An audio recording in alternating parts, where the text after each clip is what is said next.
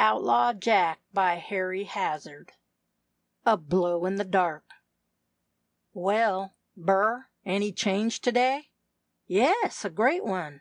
For better or worse. The road will be open for us tomorrow. She's dying. Dying? Is it possible? And the poor creature seems so much better this morning. Listen, there. A quavering, pitiful wail came to their ears, proceeding from a small white tent half hidden beneath the low-hanging boughs of the grove. That cry told the two men, plainer than spoken words, the sad truth. It told of a household broken and dismembered, of a bereaved husband and daughter, of a dearly beloved wife and mother who had journeyed thus far from the home of her childhood, only to find a lone grave upon the prairie, or beside the rock-bound rivulet that wound its noisy way adown the valley. The two young men stood in silence, gazing toward the tent of mourning. They did not speak, though not a little agitated. And yet, one of the two caught himself secretly exulting in the thought that now the greatest difficulty was removed from the path he had laid out to follow. The little valley was studded here and there with diminutive tents, while white tilted wagons stood grouped together in an oblong circle. These alone would have proclaimed the truth. A company of immigrants tenanted the valley. Such sights were far from being uncommon in that year, 1850. A year before, the Californian gold fever broke out. The first rush was made by men, young and old. But then the fever spread. It infected all. The result was but natural. Family followed family. Almost from ocean to ocean, an unbroken train of immigrants toiled wearily on toward the glittering phantom that but too often vanished in thin air when seemingly just within their grasp, leaving naught behind but wrecked hopes and ruined fortunes. One link of the mighty human chain lies before our eyes. For nearly a week this valley has sheltered them, while others pressed on in the road for the yellow delusion. This party had been lying motionless, longing for yet dreading the summons to resume their pilgrimage. A few hasty words will explain. This party of immigrants, numbering nearly 100 souls, was under the command of Caleb Mitchell. He started from eastern Ohio in company with several of his neighbors, heading for the land of gold, taking with him his wife and daughter. Little by little the company grew to more respectable proportions as stragglers joined it on the way, until now, as they entered the foothills, they felt little fear of the red-skinned Ishmaelites of whom they had heard so many frightful tales. Nearly a week before our story opens, a sad accident occurred. A rifle, suspended by leather strings in Mitchell's wagon, by some means got discharged, its contents lodging in Mrs. Mitchell's breast. Since then, she had been hovering between life and death. To continue their journey would be her certain death, and the kind-hearted immigrants would not abandon their leader in his distress, though each day of delay increased their dangers of being overtaken by winter in the mountains. Thus for nearly a week they waited and watched. Slowly Mrs. Mitchell sunk, and now, on this day, her spirit took its departure. The daughter, Lottie, was the first to notice the presence of death, and it was her heartbroken wail that saluted the ears of the two young men, Burr Wythe and Paley Dublin. "It is all over," muttered Dublin, drawing a long breath. "Poor girl! 'Twill just about kill her. She worshipped her mother," added Burr, his blue eyes winking rapidly. "It is sad, but then, since it must be so, it's well that all is over. A long road lies before us, and the mountains must be crossed before the snow falls. The lives of all depend upon it. Mitchell knows that. He will not delay us any longer than is absolutely necessary. But come, there is work to do. We can help them. Wait, Burr. I must see you tonight alone. I have something of great importance to tell you. Meantime, look at this. But remember, don't breathe a word of your suspicions. Keep it hid, at least until I say you may speak."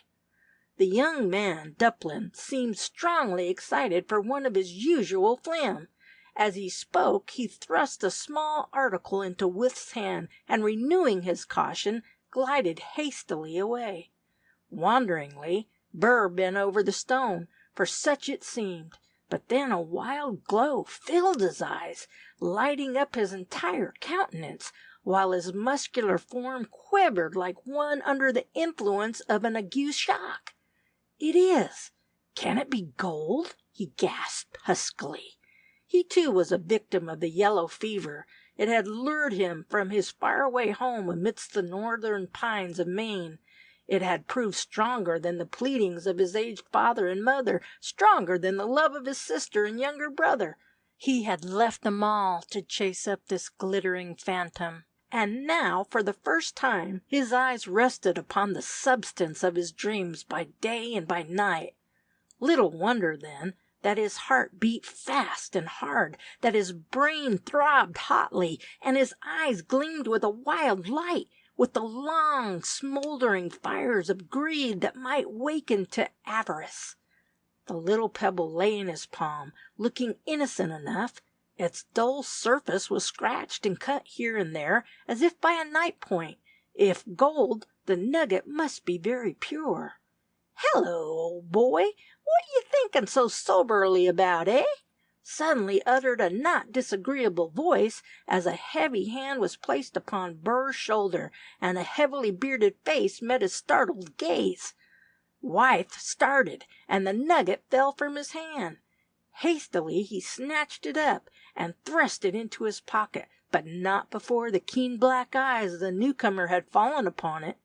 In his agitation, Burr did not notice the quick, suspicious flash that lighted up the man's face, else he might have used more caution. "What is it to you, Nate Upshur?" And Wythe shook the hand from his shoulder with a gesture of dislike. "My thoughts are my own, and none the more agreeable for you thrusting yourself in upon them." "You speak sharp words, youngster, but best weigh them better. You're not in the States now, where a man's afeard to take up a cross word for fear of the courts. Take a fool's advice, and give a civil answer to a civil question, or you may chance to run foul o' a snag one o' these long come shortlies. And I hold myself ready to accommodate you whenever you feel inclined to try it on, Nate Upshur. I hope that is plain enough for your comprehension," contemptuously added Burr, turning away. Upshur bit his lip fiercely, and fingered the brass-bound butt of the revolver at his waist, but made no attempt to draw it. "Fur little but never mind now. But I would like to know whar he got that, if it was gold." As the broad red disk of the full moon rose above the eastern swell that night, it shone down upon a particularly weird and impressive scene in the little timber grove beside the creek. It was a burial in the wilderness. Beneath a wide-spreading cottonwood tree the grave had been dug, and now, gathered round the spot, with bowed and uncovered heads, stood or knelt every member of the wagon train, listening to the broken, sobbing words of the bereaved husband, Mr. Mitchell. His daughter Lottie was beside him, pale and careworn, bearing up against the blow with a fictitious strength that threatened to give way at any moment.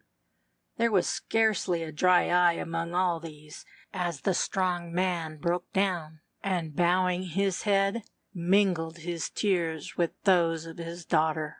It was a moment of heart-crushing agony. Lottie, who was completely exhausted, swooned, and was borne to the nearest tent by sympathizing friends. Mr. Mitchell, nerving himself to the task, completed the service, then stood by in silence while the dead was being hidden forever from mortal view. Then, in a low but steady voice, he spoke. "I thank you, friends, for your kindness. I will not soon forget it. But now go and try to sleep. We can afford to lose no more time. Tomorrow, day dawn, must see us once more upon the road. Go. Leave me alone here for a minute." "Come with me, Wythe, and you too, Tyrrell," muttered Paley Duplin. "There's something I'd like to talk over with you tonight." "Is it about that piece?" "Yes, but and Duplin glanced apprehensively around him. "We three are enough. I don't care for more in the secret, much less that man." And he nodded to where Nate Upshur stood leaning against a tree trunk close at hand. "Come then.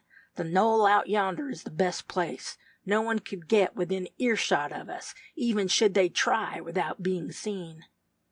"What's up, boys?" muttered Jack Tyrrell, a young rattle-brained Ohioan. "Wait. You'll know soon enough." Gaining the knoll spoken of, the three friends crouched down amid the tall, rank grass and lighted their pipes. Duplin was the first to break the silence. "You looked at what I showed you, Burr?" "Yes, it's gold. Where did you get it, Paley?" "Gold? Let's see," eagerly interrupted Tyrrell. "Wait, the moon does not shine clear enough to show it now.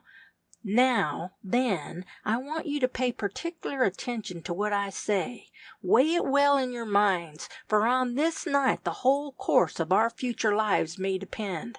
That is, on how you decide. You understand?" "Yes, that is, I would if I did, but I don't," muttered Jack lugubriously. "Well, go on anyhow."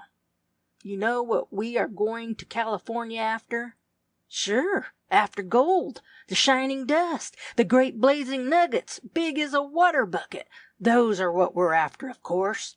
"You'd know it when you found one, I suppose, Jack?" And Duplin smiled slightly. "Bah!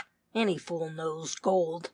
"Well, I do, but as I was about to say, I don't think there is any need of our going clear to California for what we can get closer." "What, Duplin? What do you mean?" demanded Wythe, gazing keenly into his comrade's face. "No, Burr. I'm an honest man, if not a good one. You need not fear anything of that sort. But I'll tell you all now on one condition. Promise me faithfully that neither one of you will ever breathe a word of my secret until after 1 year has passed. This, I mean, provided you refuse to accept my proposal, for if you do accept it, I know you'll keep silent. How is it? Do you agree?" "I reckon we can, Burr." "Yes, though I have not known you long, Duplin, I believe you are an honest man. Then I promise you, on my honor as a man, that I will never by word, sign, nor hint reveal what you confide to me as a secret." "And I say the same, will swear to it, if you prefer," added Tyrrell. "No, I can trust you without that." "Well then, listen. Hiss! I thought I heard a footstep," muttered Duplin warningly. "I guess it comes from the camp," suggested Burr, rising erect and gazing keenly around. "I can see nothing nearer than there." "It may be, I suppose. I am nervous. I wouldn't like for anyone to overhear what I'm about to say, for though enough for us three, it would go but a little way divided among the train." "It?" "By that I mean what I have found, what I stumbled on this afternoon as I was coming back to camp. Boys, I've found a placer." "Eh? What?" stammered the two young men, completely amazed, though their thoughts had already reverted to some such revelation. "'Tis true. I found a gold placer, a pocket, a regular bed of gold," panted Duplin, his eyes fairly blazing. Wythe gazily came into Duplin's face as though trying to decide whether or no he had gone crazy. Jack Tyrrell divided his glances between them, the while dolefully scratching his curly pate. "Yes, think of that. A regular bed of gold, full of nuggets that are so pure you can mark them with a pinpoint. Almost. I could have filled my pockets in an hour." "Where is it? Where is it? Let's go there now before someone else steals it away. Come on, thunder and lightning, man, why don't you come?" muttered Tyrrell half angrily. "Easy, Jack," and Duplin calmed his exultation by a desperate effort. "Do you want the whole train after us?" No, we must work more cunningly than that. I've planned it all. Listen, and I'll tell you what we must do." "Wait, Paley," quietly interrupted Burr. Begin at the beginning and tell it all. First, how you came to find this pocket. You know, I went out hunting early this morning. Well, I had no luck, and it was past noon before I got a shot. Then I dropped a bighorn after an hour's work of sneaking over the rocks. It fell down a precipice, and pretty soon I found a pass by which I could follow after. It was hard work, though, and I no sooner reached the valley or basin rather than I began hunting for water. Half a mile distant, I saw what looked like the bed of a creek, and set off toward it. Such it proved, in fact, though the water was missing. I set off up its bed, hoping to find a water hole, or something of the kind. Nearly a mile farther up, the bed began to spread and grow more shallow. Then I knew that if I found water, it must be by digging for it. I did dig, in a dozen places, but all was dry. At one spot I kept digging until I made a hole nearly shoulder deep, as the sand felt cool and damp. My knife struck on what seemed to be a pebble, and I pulled it out with one hand and flung it aside. As I did so, the sunlight glittered from its side, where my knife had struck. I looked, and it was the lump you had, White, and saw that it was gold. And pausing, Dublin hurriedly brushed the sweat from his brow, though the night air was cool and bracing. "Great Lord! Go on! Hurry up!" muttered Tyrrell excitedly. One glance told me what it was. It was what I had journeyed over 1,500 miles in search of, and there it lay, in my hand. I tell you, boys, it nearly killed me, and I haven't gotten over it yet. I half believe now that I am asleep and only dreaming all this. I do, honestly. I did then, too. I sat there for a full hour, almost afraid to move, looking first at the hole, then at the nugget. I told myself over and over again that I was a fool, that this was only a stray lump that had been dropped here by some Indians years ago. And yet, even as I said so, the top sand seemed to melt away, showing me great masses of gold, pure and yellow, looking like petrified sunshine. Actually, for a time I believed that I was mad, gold crazy. "Look here, Paley Duplin," muttered Jack Tyrrell suspiciously as the young man paused in his speech. "Better mind what you're about. If this is a joke, if you are making this all up just to have a laugh at us, I'll lick you clean out of your boots. If I don't, then it's no matter. It's no joke, Jack, my dear fellow, but sober earnest. Sometimes, though, I feel tempted to wish it was a joke. Duplin! A fact. I don't know why, but there seems to be a cloud over me. I feel as though some great calamity was impending. Boys, you may laugh at me, but while I was thus stupefied, I saw my mother's spirit before me, beckoning me to leave the spot. It was crying, I thought, as though I was in peril. I saw it as plain as I see you now. I flung down the nugget and fled.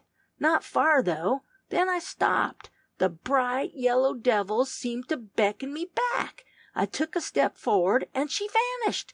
Then I went back to the hole, and as he spoke, Duplin trembled violently. "And you found it then?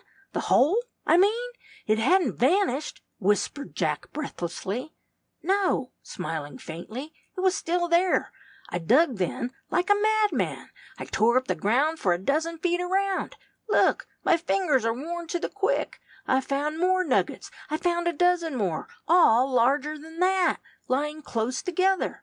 I don't know how large the pocket may be, but I saw enough to feel sure that there is a great fortune there, for each one of us, enough at any rate to make us independent for life." "You thought of us, then, as sharers in the pocket with you?" queried Burr White. "No, not then. I only thought of myself, and of how I could secure the treasure without being suspected and robbed, for I believed that, in my madness then, I would have denied my own father a nugget from all that store. It was horrible, that sensation. I can realize now what a miser feels. God protect me from another such attack," shuddered Duplin. "But your plan, what do you intend doing?" "I've weighed the matter well, and this is what I've decided upon. We three are enough. I selected you two because I knew that I could depend upon you. Our first move will be to desert the wagon train." Desert? Yes. What is there to hinder us? Nothing. We are passengers, and our fare is already paid. We owe them nothing. They will be the gainers as well as we. How can we get our tools without exciting suspicion, though? We don't need them. One pickaxe will be enough. We can shape wooden shovels with our knives. This, our blankets and weapons, are all we need.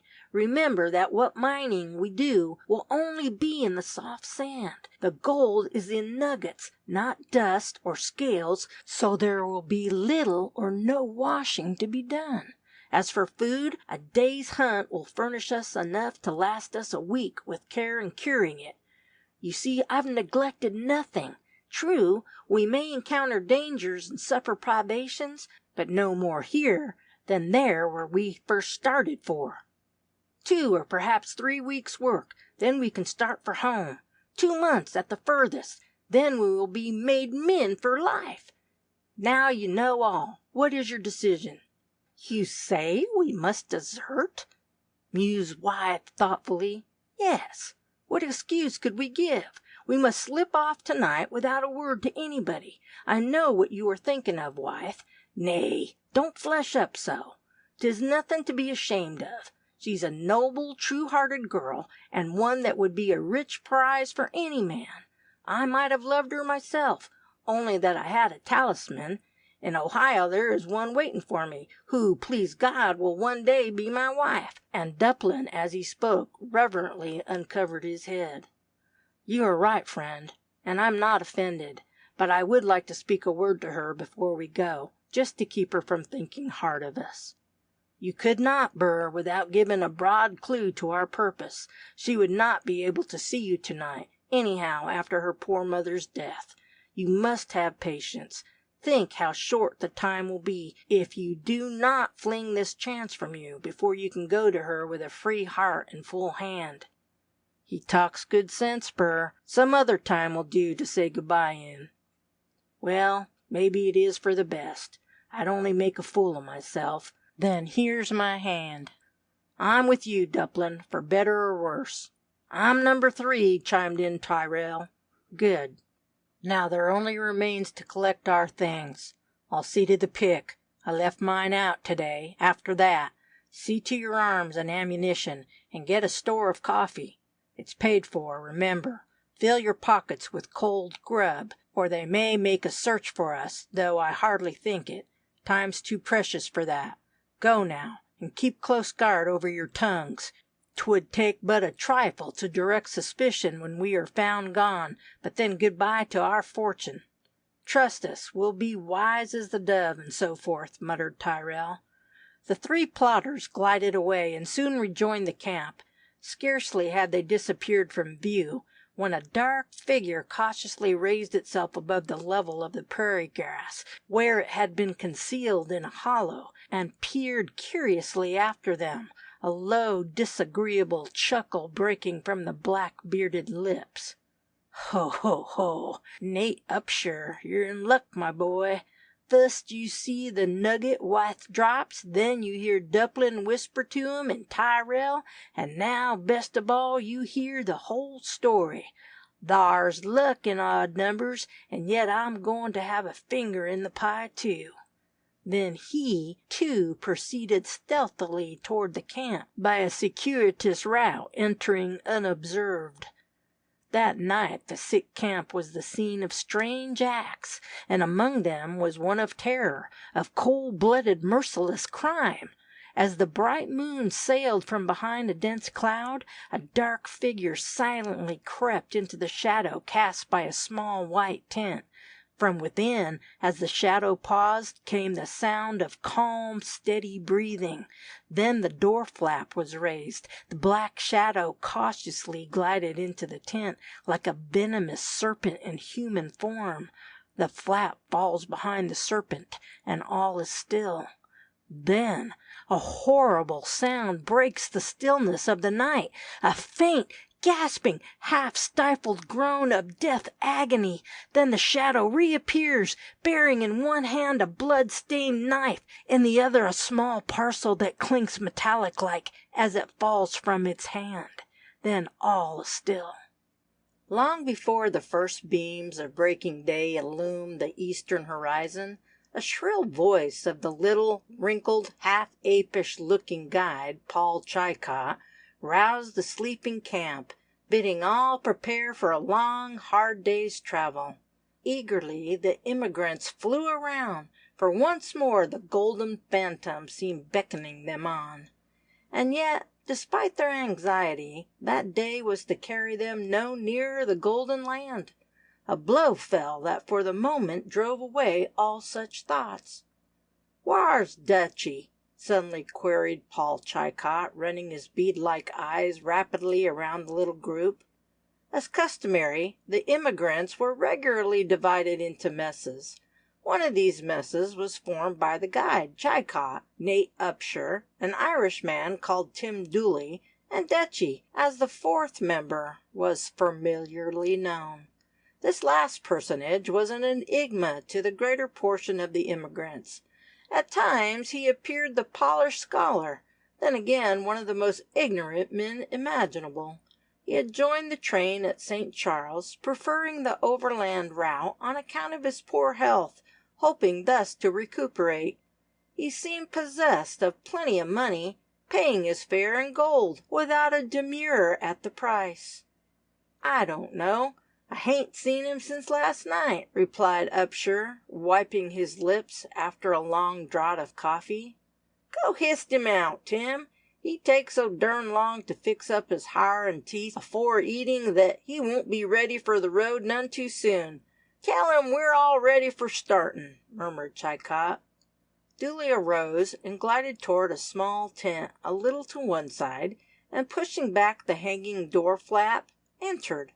The next moment he reappeared, staggering back with starting eyeballs and hair standing on end, a wild cry bursting from his pallid lips. The shrill cry startled the entire camp, and all eyes were turned toward the trembling man. Paul Chicot was the first to speak in an angry tone. "What the devil's the matter with ye now? I'd like to ax. Seed another snake, eh?" he asked sarcastically. "It's murther! That's what it is! He's kilt entirely!" gasped Dooley, his eyes still glaring toward the quiet tent, as if enchanted by the horrible object lying so still and ghastly within. "Who's kilt? Not Dutchy?" quietly demanded Upshur, stepping forward. Chicot, giving over all idea of getting anything satisfactory out of the stupefied Irishman, sprang forward and flung aside the strip of canvas that protected the entrance. One glance told him the truth. Tim was right. Murder had been done. Lying upon a couple of blankets was all that remained of their quaint, pleasant comrade, Carl Heffler, or Dutchy, the sobriquet suggested by his broken, stammering speech. The long, slim figure lay at full length, as though peacefully slumbering, but the arms were flung wide, the long, bony fingers clutched as though in agony. An agonized expression had frozen upon the thin, pallid face. On the white shirt bosom was a great stain, a stain of that peculiar, unmistakable color that seldom requires a second glance to designate. Directly above the heart the stain was blackest. There the blow had been dealt. Chicot, old and thoroughly versed in that art peculiar to his craft and the detectives, of remarking everything, knew that no feeble, faltering hand had dealt this blow. Either the hand of an unusually bold and cool-headed man, or else that of one to whom such deeds had been familiar. He knew that the murderer had crept fairly into the tent, had glided close to the victim as he lay buried in unconscious slumber, and that he must have even felt out the region of the heart, since all within had been dark, else the blow could never have been delivered with such deadly precision. "What is all this, Chicot?" hurriedly demanded the leader, Mitchell, as he reached the guide's side. "It's murder, that's what it is," coolly returned Chicot. "But who could That's just what I'm going to find out. If you give me time, keep back. Don't none of you step inside here until I say you may. Maybe there's some sign left. Wouldn't it be a good plan to call the roll and see if all are present? Suddenly suggested Upshur, his eyes gleaming furtively. "'Twon't do no harm. You might as well, Captain," muttered Chicot. "This will keep us back half a day, anyhow, if not more." Mitchell promptly sounded his whistle and taught its meaning. The members of the wagon train followed his lead back to the open ground. Upshur ran his eyes hastily over the group. Then the evil glow deepened, and his lip curled with triumph. Chicot, free from the annoying crowd, proceeded with his investigations with all the relish of a true-born detective. Yet there seemed little show of his making any discovery, since the floor of the little tent was beaten hard and dry by the murdered man's own feet during the stay at the sick camp. Of course, no trail had been left, nor did he seek for one. His eye had already fallen upon the little leather satchel lying beside the dead man's head, where it had been dragged from beneath the blankets. Its lock was unbroken, but one side had been slit through with a knife, the same weapon that had dealt the death blow, for the leather was stained here and there with blood. "He stuck 'em for the money," muttered Paul, as he dropped the valise. Suddenly he stooped and lifted the right arm of the dead man. A tiny point of something yellow had caught his keen eye. Chicot uttered a low grunt and started back. The clue was before him, and yet he scarce believed his eyes. Could it be? Exposed to view lay a small, curiously carved meerschaum pipe, with stem of bright, clear amber. This it was that had caught his eye. Chicot turned and left the tent, slowly gliding out toward where Mitchell was calling over the list. The guide's brows contracted as he listened. "John Tyrrell?" "Not here," slowly replied a voice, after a brief, painful silence. "Bur Wythe?" "I reckon he's gone too, Cap'n," quietly uttered Chicot. "There ain't much use of you going any furder. I think I found the right end o' the trail." "What do you mean, Paul?" cried Mitchell in surprise. "Surely you don't suspect—" "I don't go by suspicions myself, but I know a trail when I strike it. Come and look for yourself. One at a time, though. See what I've found, then say who it belongs to." One by one the party filed into the tent and glanced at the telltale pipe. All recognized it. There was not another anywise resembling it in the company. "Whose pipe is it, boys?" demanded Chicot. "Bur Wythe's," came the reply, the voice of Nate Upshur above all others. "But he may not have dropped it there," suggested Mitchell. "Might not Heffler have borrowed it?" "No," declared Upshaw, stepping forward. "Heffler went to bed just after dark, and I saw Wythe smoking that pipe as late as 2 o'clock, and he was talking with Jack Tyrrell and Paley Dublin at the time." "It's so. I'd seed 'em too," reluctantly added Chicot. "I admit that it has an awkward look, but after all, though those three are absent, they may return soon and clear matters up. If he or they are guilty, I will not be one of those who would seek to screen them from justice, but for all that, they shall not be condemned without a chance to clear themselves. First we must find them," said the wagon master. "But it is nearly sunrise. We were to take up the march today," ventured one. "Justice first. We must not let this brutal murder go unavenged. One day, more or less, can make but little difference to us in the end. If Wythe did kill him, he must pay the penalty." "But what object could he have in doing it? They were good friends, so far as I know." "Look here," uttered Chicot, lifting the cut satchel. "This is what the Dutchman kept his money in. He was a simple-hearted feller like, and didn't seem to think but that all was as honest as he was hisself, for he showed us his money only 2 nights ago. We laughed at him, I 'member, for carrying gold to Californy, but he wasn't gonna dig. He went overland for his health, and then was going to ship for Chinese land, or some sich place, I believe. Who was with you when he showed you the money? He was Burr Wythe, and a lot more, reluctantly added Chicot. Mitchell looked sober. He had formed a high opinion of the young man, but he could no longer blind himself to the fact that suspicion pointed strongly toward young Wythe as the murderer, and he saw, too, that this belief was gradually gaining ground among the immigrants, and deep whispers ran round, while eyes flashed and brows grew black. The spirit of lynch law was rapidly arising, and woe be unto the victim that should first feel its power. "Easy, men," he shouted, waving his hand. "Keep silent for a moment and listen to me. There must be no mad action here. We must proceed carefully and justly. First, you must elect a leader, whose word shall be law. Then we must hunt up the missing men and hear their defense. That one murder has been committed is no reason that another should follow. I cast my vote for a fair trial." "So we all do, I reckon," chimed in Paul Chicot. "And I don't know any better man for Judge Lynch than you be. What say, boys?"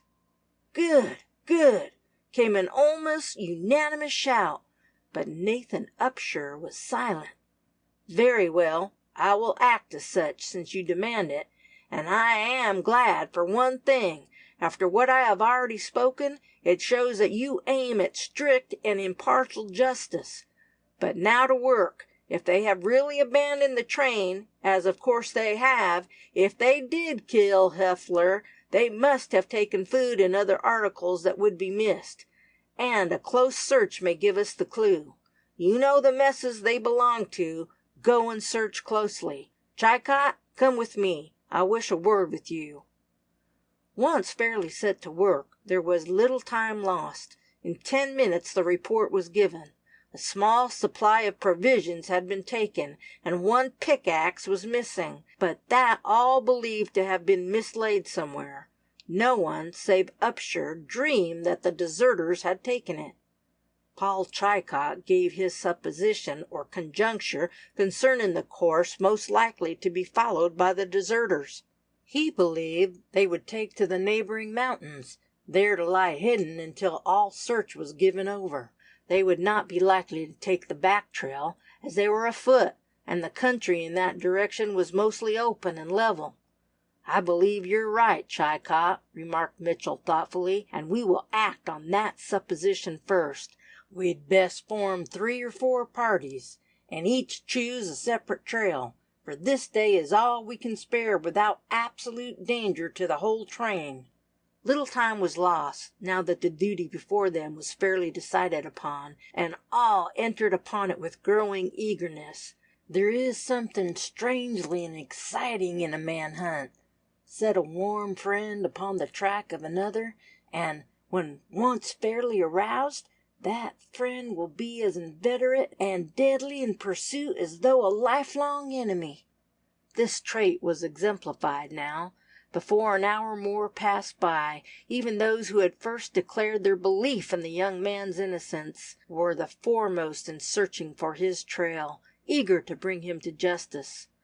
Nathan Upshur kept close to Paul Chicot, the guide, eyeing him furtively, seemingly ill at ease.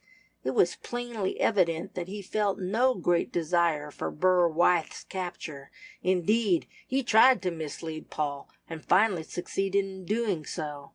Upshur had stealthily followed the 3 deserters for a considerable distance on the night before, when they started for the Golden Bed, as Dublin had called it, the better to satisfy his mind as to the location of the placer. And now, for reasons of his own, he craftily led Chicot far astray from the right course, though none of the trail hunters suspected his purpose. Satisfied with this, Upshur contentedly followed the guide's lead, feeling assured there was little or no danger of striking the deserter's trail, on that day at least. But at a cry from Chilcot, his heart leaped wildly, and the flush left his face pale and ghastly. "Hold! Stand back, you fellers!" cried Chilcot, lifting a hand in warning, as his companions rushed forward, eager to learn the cause of his sudden exclamation. "What is it, Chilcot?" gasped Upshur. "A trail, but not the one we're looking fer," was the slow reply, as Paul closely scrutinized the ground. Upshur gave a gasp of relief, unnoticed by those near, and then pressed forward. Pausing beside Chilcot, he bent his gaze down upon the narrow strip of moist sand upon which was imprinted the strange trail. There, plainly outlined, was the impress of a large human foot, naked and bare. That it was not made by an Indian was plain, for though many white men in tow, a red man, unless a habitual drunkard, never toes out, as this trail plainly did. Then again, an Indian's foot, from never having been tightly compressed in boots or shoes, is very flat and broad. This trail was made by a man with a high instep and arching sole. "How do you know it isn't one of them?" asked Upshur. "Easily enough. Look back along the trail. You see, it crosses that stretch o' splintered rocks. Now, look at these tracks. The foot ain't cut none. That shows that it's made by a feller that's used to goin' barefoot for a long time. If you was to cross that, you'd cut and gouge your hoofs so this air be a trail of blood, see?" "But who can it be then?" "Don't know. It's fresh. Ain't been made over an hour, at furderest. Whoever it is must be in the hills yender. I move we foller on, and find him. Maybe he can tell us something about the boys," suggested Chilcot, moving forward, without waiting to learn the wishes of his followers. In fact, Chilcot was only too glad of a good excuse to delay the search for Burr White. Though firmly believing him guilty of the murder, yet he did not wish to be the instrument of justice. In his quiet, unobtrusive way, he loved Burr, almost as he would have loved a son. The trail led in a direct line toward the hills, here rising abrupt and rocky, broken and rugged. Though at times losing all trace, Chilcot found little difficulty in recovering the trail as often. An abrupt exclamation from Nathan Upshur startled him, and all eyes turned upon him. His face wore an expression of wonder as he pointed with outstretched hand toward the rocks above the party. "Look there! Is it a man or devil?" Glancing in the direction indicated, the trail hunters beheld the object of his wonder, and they too stood as if bewildered. And little wonder. A truly strange object was before their eyes. Standing erect upon a large boulder halfway up the hill was a human form, though strange and wild-looking enough to have been taken for something supernatural. One long arm was extended, pointing toward them, the rags that only partially clothed the member fluttering in the brisk breeze. The stranger seemed far above the usual height of men, and of great age, if the long flowing hair and beard of a snowy whiteness be taken as evidence. This the wind tossed wildly around his face in a fleecy cloud. Rude, uncouth garments partially covered his body and limbs, patched here and there with pieces of skin and fur. In one hand he bore a heavy bow, tightly strung. At his shoulder could be seen the feathered tips of a number of arrows. "It's the mountain devil," muttered Chilcot in a low, hushed tone as he shrunk back, his bronzed cheek paling, his eyes dilating with a look of fear. "Man or devil, I do not fear him," said Upshur, as his rifle clicked sharply as the hammer was lifted. "Don't shoot! Make him mad and he'll clean out the whole crowd," warningly cried Paul, his eyes still riveted upon the strange form. "He's a devil. You can't hurt him." "I'll try it anyhow," and the man's rifle spoke sharp and clear. The wild man started and seemed to stagger, as though the bullet had found its mark. Then, with a shrill cry, he turned and leaped from the boulder, the next morning disappearing far up the hillside. "There's your devil, Paul," chuckled Upshur as he dropped his rifle and began reloading it. "And I had only a leaden bullet in, too. You laugh now, but the time'll come when you won't. Believe it or not, Nate Upshur, you've signed your death papers. A man never shot at the mountain devil, but he died for it. You will too. Maybe not today, maybe not for a year, but the time will come. I tell you, the time will come at last. Mark my words." "Bah! You listen too much to Indian legends, Chicot. This is no devil, but a man, like you or I, turned hermit-like. To prove it, I'm going to follow after. Come on, boys, let's go and see what Paul's devil is made of, anyhow," recklessly said Upshur, who was no coward, whatever else he might be. Pale and disturbed, Chicot followed the boaster, and close behind came the other immigrants, curious to see the denouement. At the boulder, Upshaw paused with a harsh laugh. "See," he pointed at the rocks before him, "your devil bleeds, Paul, like an ordinary man. I thought I touched the rascal." Here and there drops of blood sprinkled the rocky surface, and Chicot, though still skeptical, brightened up. After all, this wild man was not proof against mortal weapons.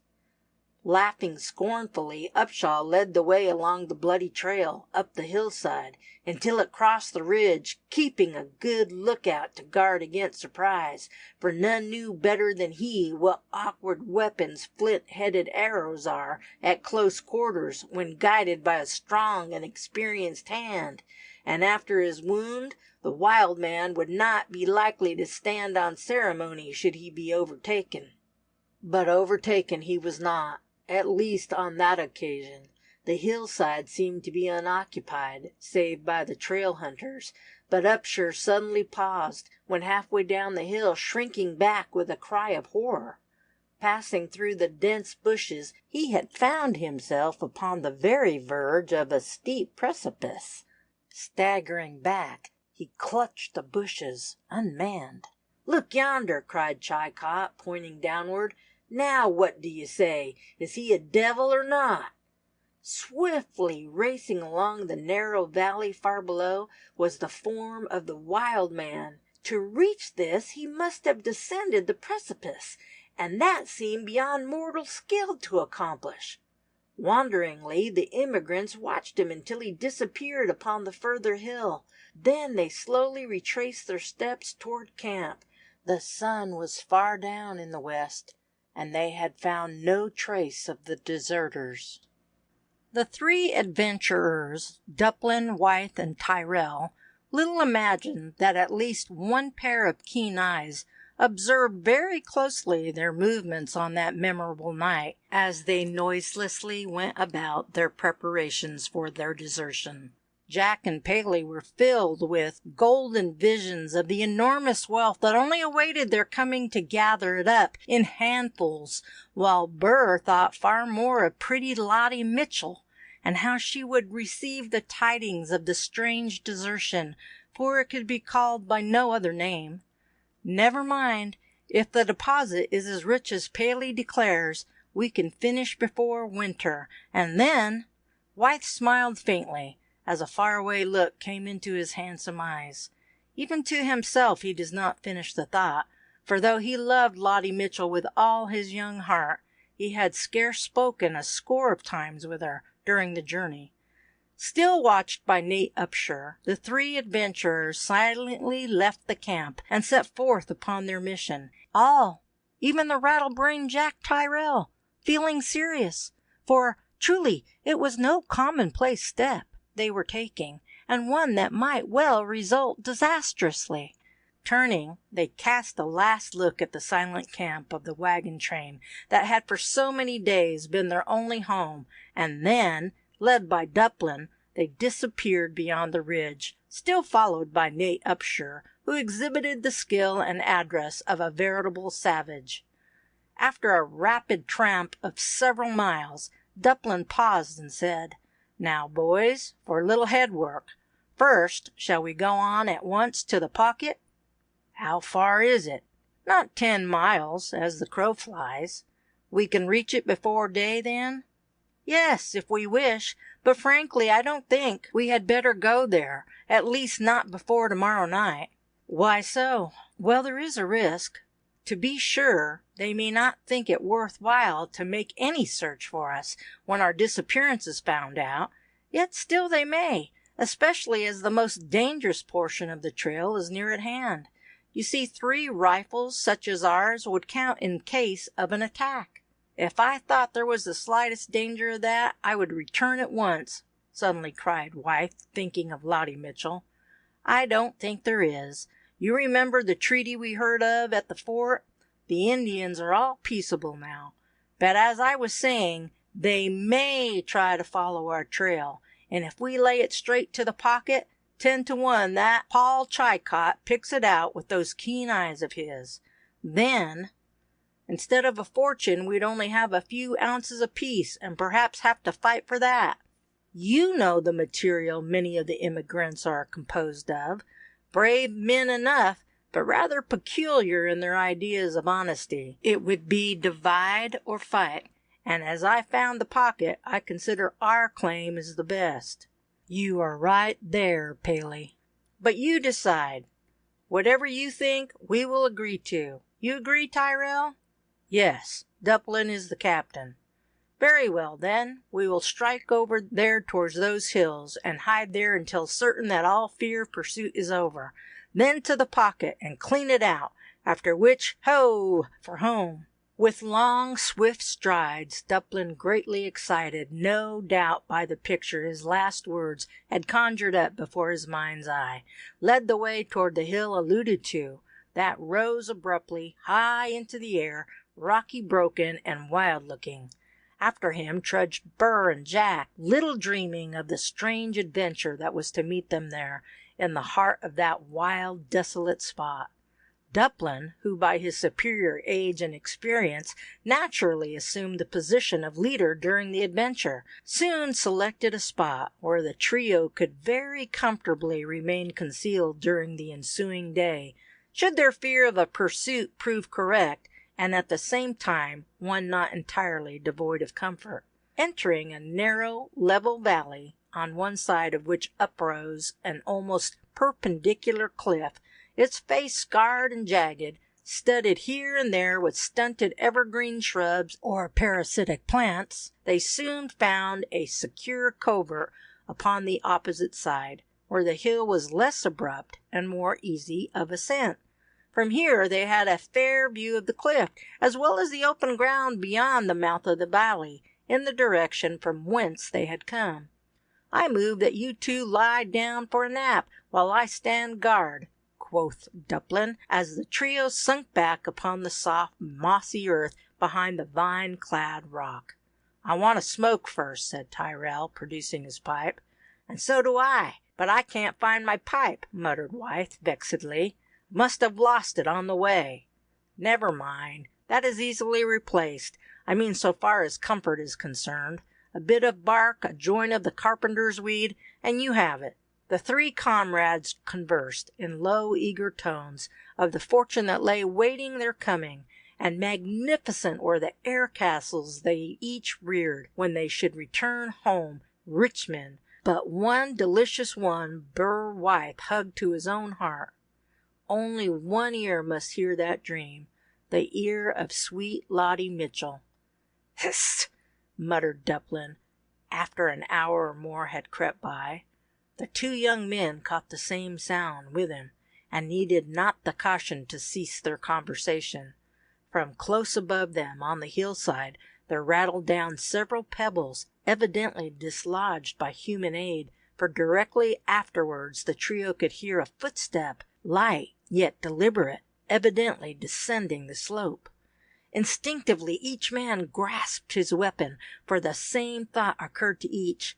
If this football betokened the presence of Indians, as seemed but too probable, there was danger threatening. Right well they knew that no true woodman could pass by in such close proximity without detecting the scent of tobacco smoke, and that, once scented, he would not rest until the matter was thoroughly investigated. And though the Indians were nominally at peace, they well knew that if a superior force was at hand, that fact would be a feeble restraint. At best, they must expect to be plundered, and as that meant either starvation or a return to the wagon train, the three men prepared silently for a struggle. The sound of footsteps ceased, and for several minutes all was silent, motionless as death, tightly grasping their weapons. The gold hunters awaited the result in stern suspense. But their preparations in this case were needless, for the footstep again met their ears, and then, through the surrounding screen of bushes, they observed a tall figure glide past their covert, descending the hill. Even in that brief glimpse, they saw enough to deeply excite their curiosity. Peering through the bushes, they saw that the stranger had again paused, this time standing upon a boulder, in the full glare of the bright moonlight. They were gazing upon the same being who, a few hours later, was pronounced the Mountain Devil by Paul Chilcot. They could distinguish his features, pale, haggard, and wearing a peculiarly mournful expression that still did not conceal the vacant stare that proclaimed a shattered mind. This thought occurred to each of the three men. They were watching a madman. They noted his ragged dress, rudely patched with skins and bits of various fur. They saw that he was armed with a bow and arrows, and that a long bladed knife was dangling at his side. This much they noted before he stepped from the rock and resumed his course toward the valley. Arising, the gold hunters closely observed his movements, until hidden in the shade cast by the towering precipice beyond. "Wonder what or who the fellow is, anyhow," muttered Tyrrell reflectively. "I don't know, unless you've heard Paul Chilcot speak of a wild man they sometimes call the Mountain Devil, haven't you?" "Who hasn't, I wonder?" with a shrug. "I've heard of nothing else since we've been camped here." "I believe this is the being he means, then." "You don't? Thunder! I always thought he was lying." "Hark!" muttered Burr, touching his comrades. From out of the gloom in the direction in which the strange being had disappeared, there came a clear, shrill whistle, long drawn and quavering. Eagerly the gold hunters watched and listened. "Look there! See that light?" uttered Dublin after a brief silence. "What can it mean? Up there, too!" A small but bright point of light had suddenly appeared, as though hanging nearly midway up the cliff, not steady and fixed, but slightly wavering or moving slowly from side to side. Evidently it was suspended there by some human agency. But who? "Is there not a human form close beside the light?" "It seems so to me," whispered Wythe. "Wait! The light is in answer to that whistle. Perhaps Paul's devil has his home up there, and that is one of its imps," half-laughed Dublin. Still closely watching, the three friends, a few moments later, saw a tall form uprise beside the light, that the next instant vanished from sight. But not before another discovery was made. A human being had been holding the light, and as the wild man took it, the upper portion of the second person had been distinctly, though momentarily, revealed. Dublin was the first to speak after the disappearance. "Did you see that, boys?" "I saw something, a shadow, or I saw the form of a woman," declared Burr in a peculiar tone of voice. "So I thought, but was not sure. I don't know what to think of it." "There's some deep mystery here," added Paley reflectively. "I move we expose it, then," impulsively cried Jack. "Who knows? Maybe 'tis a princess in disguise, or else carried off and kept in seclusion by some evil genie. An adventure! Let's go!"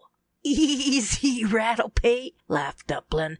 You forget what frightful tales Paul told of this creature, and whether they have any foundation in truth or not. If we attempt to solve this affair, we must use caution. If nothing more, he is a madman, and were he to discover our approach, he might do us mischief. One man, then, for they must have a cave, or something of that sort. One man, then, could keep 1,000 at bay who tried to reach him by scaling the cliff." "Is it worth the risk?" thoughtfully uttered White. "She answered his signal so promptly there can be little doubt but she is there by her own free will. Then what right have we to molest them?" "The right of unsatisfied curiosity, and whether you go or not, I'll not rest until I've had a good peep at the angel, for such she must be if he's a devil," cried Tyrrell, springing through the bushes as he spoke. "Wait, Jack! You'll ruin all by your haste. We'll go, but you must not lead the way. You'll be sure to alarm them." "Very well. All I want is to get a good look at them. Lead the way, if you'd rather." Dublin knew the futility of reasoning with Jack, else he would not have been drawn into the foolhardy adventure so easily. He knew there was danger. Tyrrell did not. But alone, Jack would be sure to precipitate this, and hoping to avoid discovery by due caution, Dublin led the way toward the cliff, having determined the exact position where the light had been shown. Evidently the cliff lodgers had disappeared at the same time the light did, else they must have discovered the 3 dark figures as they glided across the open, level valley plainly outlined by the moon's rays. Reaching the foot of the cliff, they began searching for the path by which the wild man must have ascended, but for several minutes without success. Then, however, a low whistle from Burr Wythe called Dublin and Tyrrell to his side. Even in that gloom, they could see that the path bore evident traces of having been frequently used either by bipeds or quadrupeds. "I think this is folly, boys," muttered Dublin. "Folly or not, up I go," determinedly added Jack. "Then I claim the right to lead the way," and so speaking, Paley Dublin cautiously began the difficult ascent, having first carefully deposited his rifle at the base of the hill, an example that was promptly imitated by his companions. The trail was comparatively easy of ascent, but the gold hunters made slow progress, as Dublin carefully examined each foot of the way, lest he should be misled by the numerous other clefts and seeming paths that thickly crossed the trace. Thus he neared the point from whence he felt sure the light had been shown, and as yet no signs had been given by those above that their approach had been observed. Suddenly Dublin paused, and turning his head upheld his finger in warning. Then stooping, he whispered to Wythe, who stood just below him. "Careful now. I just caught a glimpse of the light. We're close to that spot. Caution, Tyrrell. One rash move now may be fatal." Though rash and hasty, Tyrrell was by no means a fool, and agreeably surprised both Wythe and Dublin by his prudence. Cautiously, silently as so many shadowy phantoms, the gold hunters crept on, until their heads above the level of a broad ledge they gazed in upon a peculiarly strange scene. Fairly holding their breath, their eyes eagerly drank in every detail. Before them was a small, low-roofed cavern, dimly lighted up by a rude wooden lamp that sat upon a projecting spur of rock. There were 2 occupants, a man and a woman. These first enchained the eyes of the gold hunters. The first was the man that they had observed beside their covert on the opposite hill. The woman was truly a surprise when viewed in this strange, wild spot. That she was young, not more than 20 years of age, if so much, was plain. That she was possessed of a more than ordinary beauty needed but a second glance to tell. She was small, a graceful figure that even the rude dress she wore could not entirely disguise. In complexion she was a perfect blonde, with a profusion of softly curling yellow hair that, unconfined, fell around her person almost like a mantle. Her garb, like that worn by the old man, was rough and uncouth, telling of a long absence from civilization. Her feet were encased in moccasins, while his feet were bare. This strange couple were seated near each other, the woman at the wild man's feet, feeding him as she would have done an overgrown baby, mouthful after mouthful. Neither spoke, and then with a gesture the man signified he had sufficient, when the maiden arose and glided away, disappearing from view of the watchers around a projecting spur of rock. The old man arose, stretched his limbs, and yawned heavily, then sunk down upon a small pallet of skins, leaving the light still burning. One hand clutched the strung bow, and the quiver of arrows lay close at hand. Paley Dublin turned his head and motioned to his companions. Jack Tyrrell at first seemed inclined to demur, but then, as though by second thoughts, he noiselessly began the perilous descent, followed by his comrades. This was not accomplished without considerable difficulty, and indeed absolute danger, owing to the deceptive gloom, but fortunately the trio succeeded in gaining the valley in safety. Securing their rifles, they crossed this, and once more gained their covert, tired out and sore, yet feeling rewarded by the strange discovery they had made. Tyrrell alone had little to say. That night's events seemed to have made a deep impression upon his mind, and while his comrades discussed the subject, he remained deep buried in thought. Upon one thing he was determined, though he said nothing to his friends about it at the time. He must see this strange beauty again, if only to ask her if this sort of life was her own choice. Further than this he did not go, even in his own secret thoughts. It was now nearly daylight, and the comrades agreed to remain where they were concealed during that day, lest the emigrants should institute a search for them. As all felt the need of repose, the day was divided into 3 watches, of which Wythe took the first, Tyrrell the second, and Dublin the last. As may well be believed, by far the greater portion of the time their gaze rested upon the face of the cliff, marveling at the secrets its bosom contained, but little rewarded the scrutiny. True, during Burr Wythe's watch, the hermit, wild man, or whatever else he might be called, descended the cliff and set off down the valley. The young woman had accompanied him to the ledge that served as entrance to the cavern, and kneeling there, watched his progress until the hill point concealed him from view. Then, with a long, lingering glance around, she turned and entered the hill home. Wythe questioned whether or no to make known this circumstance to his comrades, but a fear for Jack Tyrrell's impulsiveness restrained him. That the young man had been deeply interested in the affair he could not doubt, and were he to know that the strange maiden were alone, he might feel tempted to visit her. By this the reader is not to infer that he doubted Tyrrell's honor. Far from it. But Wythe feared lest his impulsive nature should get them into trouble with the madman, and thus interfere with the gold hunting. Thus the day passed away, and it was not until the middle of Dublin's watch that anything of moment occurred. Then he quietly awoke the 2 men, bidding them to be cautious. Peering through the bushes, they could distinguish a small body of men slowly moving across the mouth of the valley, seemingly trailing. The same thought occurred to each of the 3 men.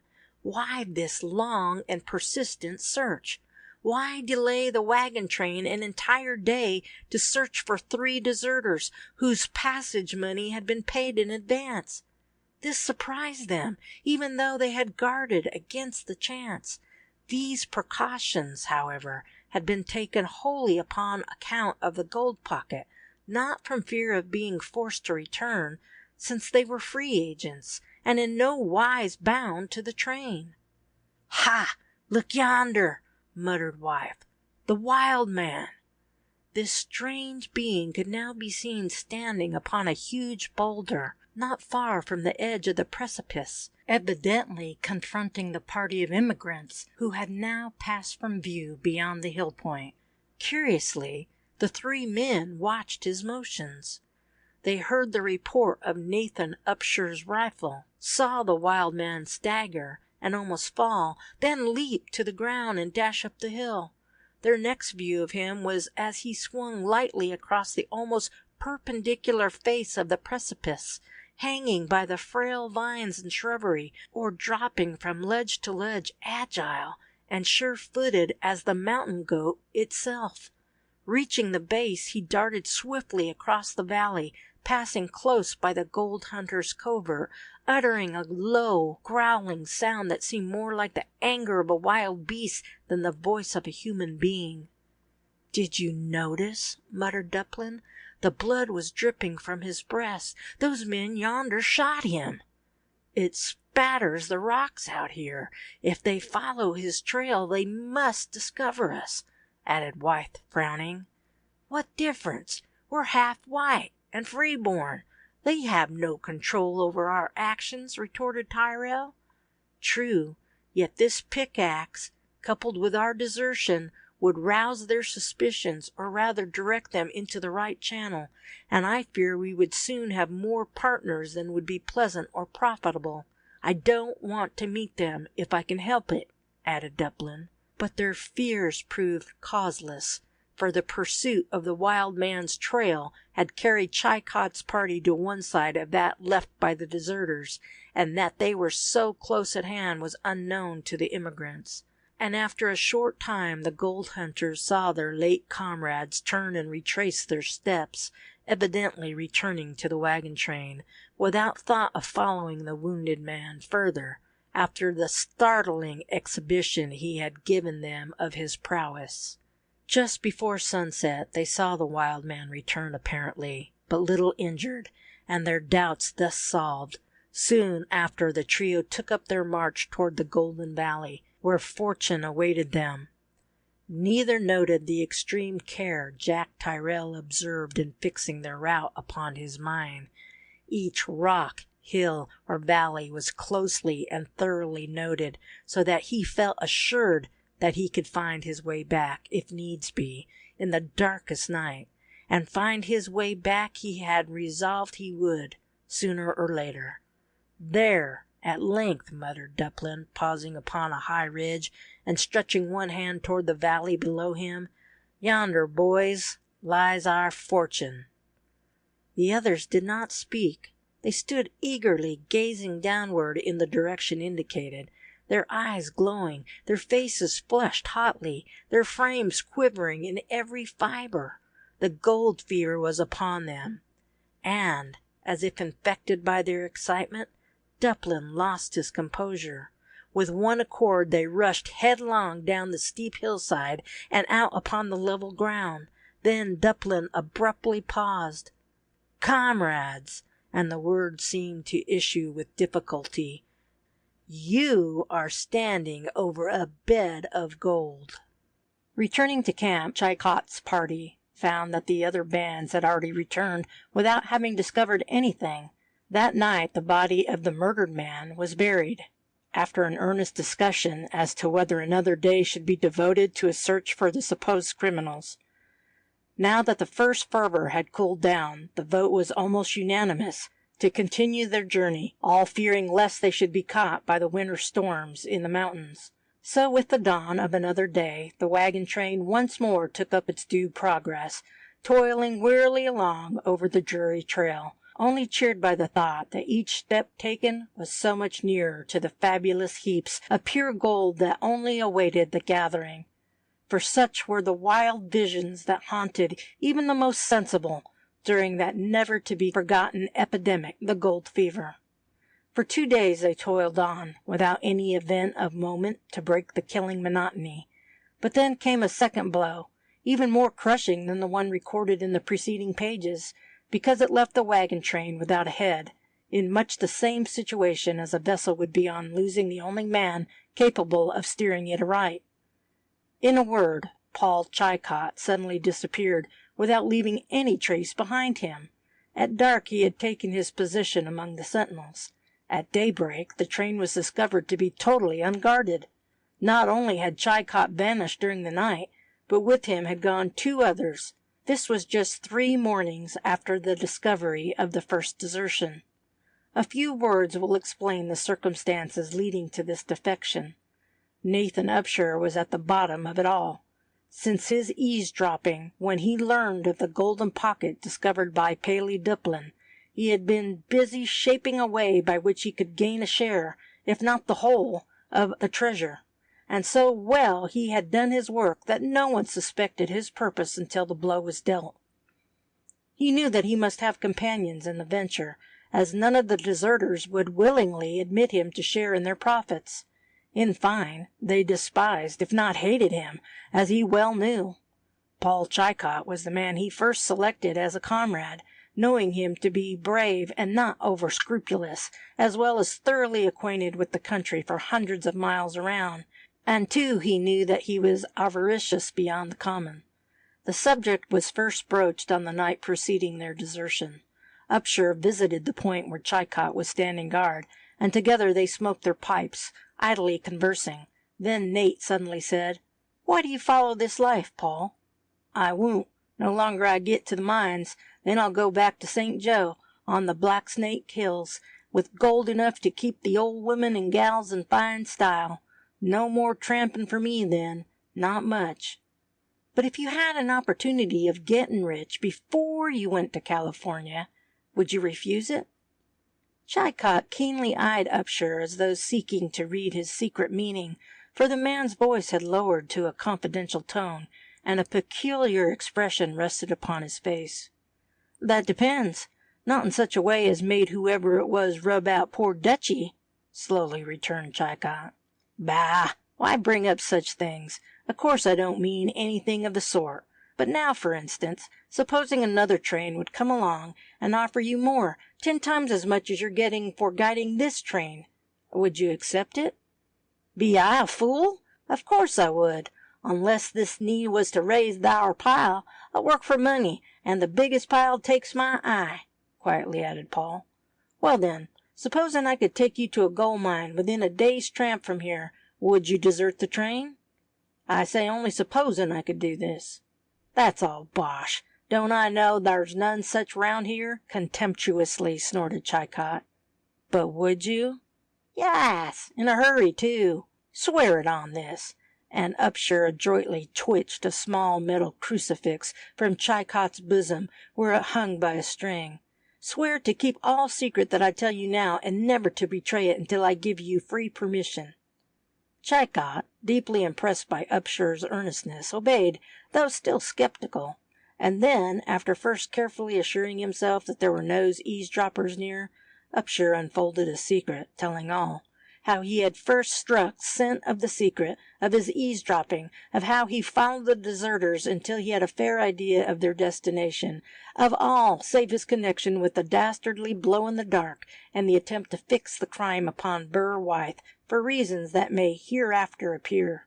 "Now you know all," he added, "and it is for you to decide whether we are to slave on like dogs, while those 3, not a whit better than we, are making themselves rich for life. What do you say?" "They'd never agree to share thus," muttered Paul reflectively, yet his eyes glowing and his breath quickening. "They must, if we say so. I, for one, am willing to fight for it. Just think! Dublin said he found nuggets as large as his fist, and hundreds of them, too. Just think, man! While there's enough to make us the richest men in the United States, they must share, or else we'll take the whole." "That'll be the best way," hoarsely added Chicot, now fully yielding to the power of the yellow fiend. "There won't be enough for all, for we must take another. They're strong men, and we'll fight for our gold. It is ours. It must be ours." "Good. But the other? Who shall we select?" "Tim Dooley. I know him well. For gold he would pawn his soul to the devil, and then blarney him out of his pay afterward." And so it was settled. On the succeeding night, the 3 men who were standing guard deserted and took up the back trail, forgetful of the dangers that threatened the wagon train, in being left without a competent guide. Upshur chuckled with devilish glee as he hoped the worst would befall them. He had proposed to Lottie Mitchell, and she had rejected him. Her father also had forbidden him ever again addressing his child, under penalty of a thrashing. For this reason, seeing that all hope of success in that direction was gone, he hoped that the entire train might be attacked and destroyed by the Indians or mountain outlaws that infested the overland route almost from end to end. Caleb Mitchell was at his wits' end when the truly alarming tidings were generally made known on the morning following Chilcott's disappearance, and not without good cause for apprehension, for the train was now fairly in among the mountains, where a deviation from the right trail, at times wholly undiscernible, might well result in total destruction. As wagon master, head of the train, only second to the regular guide, he was naturally the one to whom all now looked, when in truth he was no more capable than any other member, except from his great coolness and superior judgment. All were equally ignorant of the trail, since this was the first venture across the plains. Mitchell's first move was to send in pursuit of the deserters, with orders to bring them in at all hazards, if found. That last clause was well put in, for Paul Chilcott had an easy task in that wild, broken region in blinding his trail, so that all pursuit was useless, and with so many long hours the start, it was like sending a horse to run down the locomotive. Long after dark, a different band straggled in, weary and dejected. Not even a foot trace had been found to indicate the direction in which the deserters had gone, and now, that faint hope gone, the greater portion of the immigrants gave way to despair. In vain Mitchell strove to cheer them up. He said that it was only a matter of time and patience, that before long some other train must come along which they could join. But the answer came, quick and crushing, because it was the one that was chilling his own heart. It was late in the season. Their train, drawn wholly by oxen, had long been upon the road, and the halt at the sick camp had still further delayed them. They might be the last train on the road, very probably were, since the mountains of California could not be crossed after winter set in. A train might not come along until the spring, and that would be too late. How many of the party could live through a winter in the mountains? The looked-for train would only find their bones. Harassed by such arguments and fears as these, Caleb Mitchell resolved upon a bold course, and yet apparently the only one that was left them. He would make the attempt to guide the train through the mountains himself, at least until they could gain a spot more favorable for a winter's residence than here, if worse came to worse. Fearing to lose more precious time, long before daybreak the next day, the wagon train was slowly following the lead of Caleb Mitchell, who rode in advance, his heart troubled with fears and doubts, for behind him was the sole remaining tie that made life dear to him, and its fate in a great measure depended upon his skill and prudence. Several hours later, as he saw the crest of a rocky hill, over which the trail led, he abruptly reined in his horse and gazed keenly across the valley before him.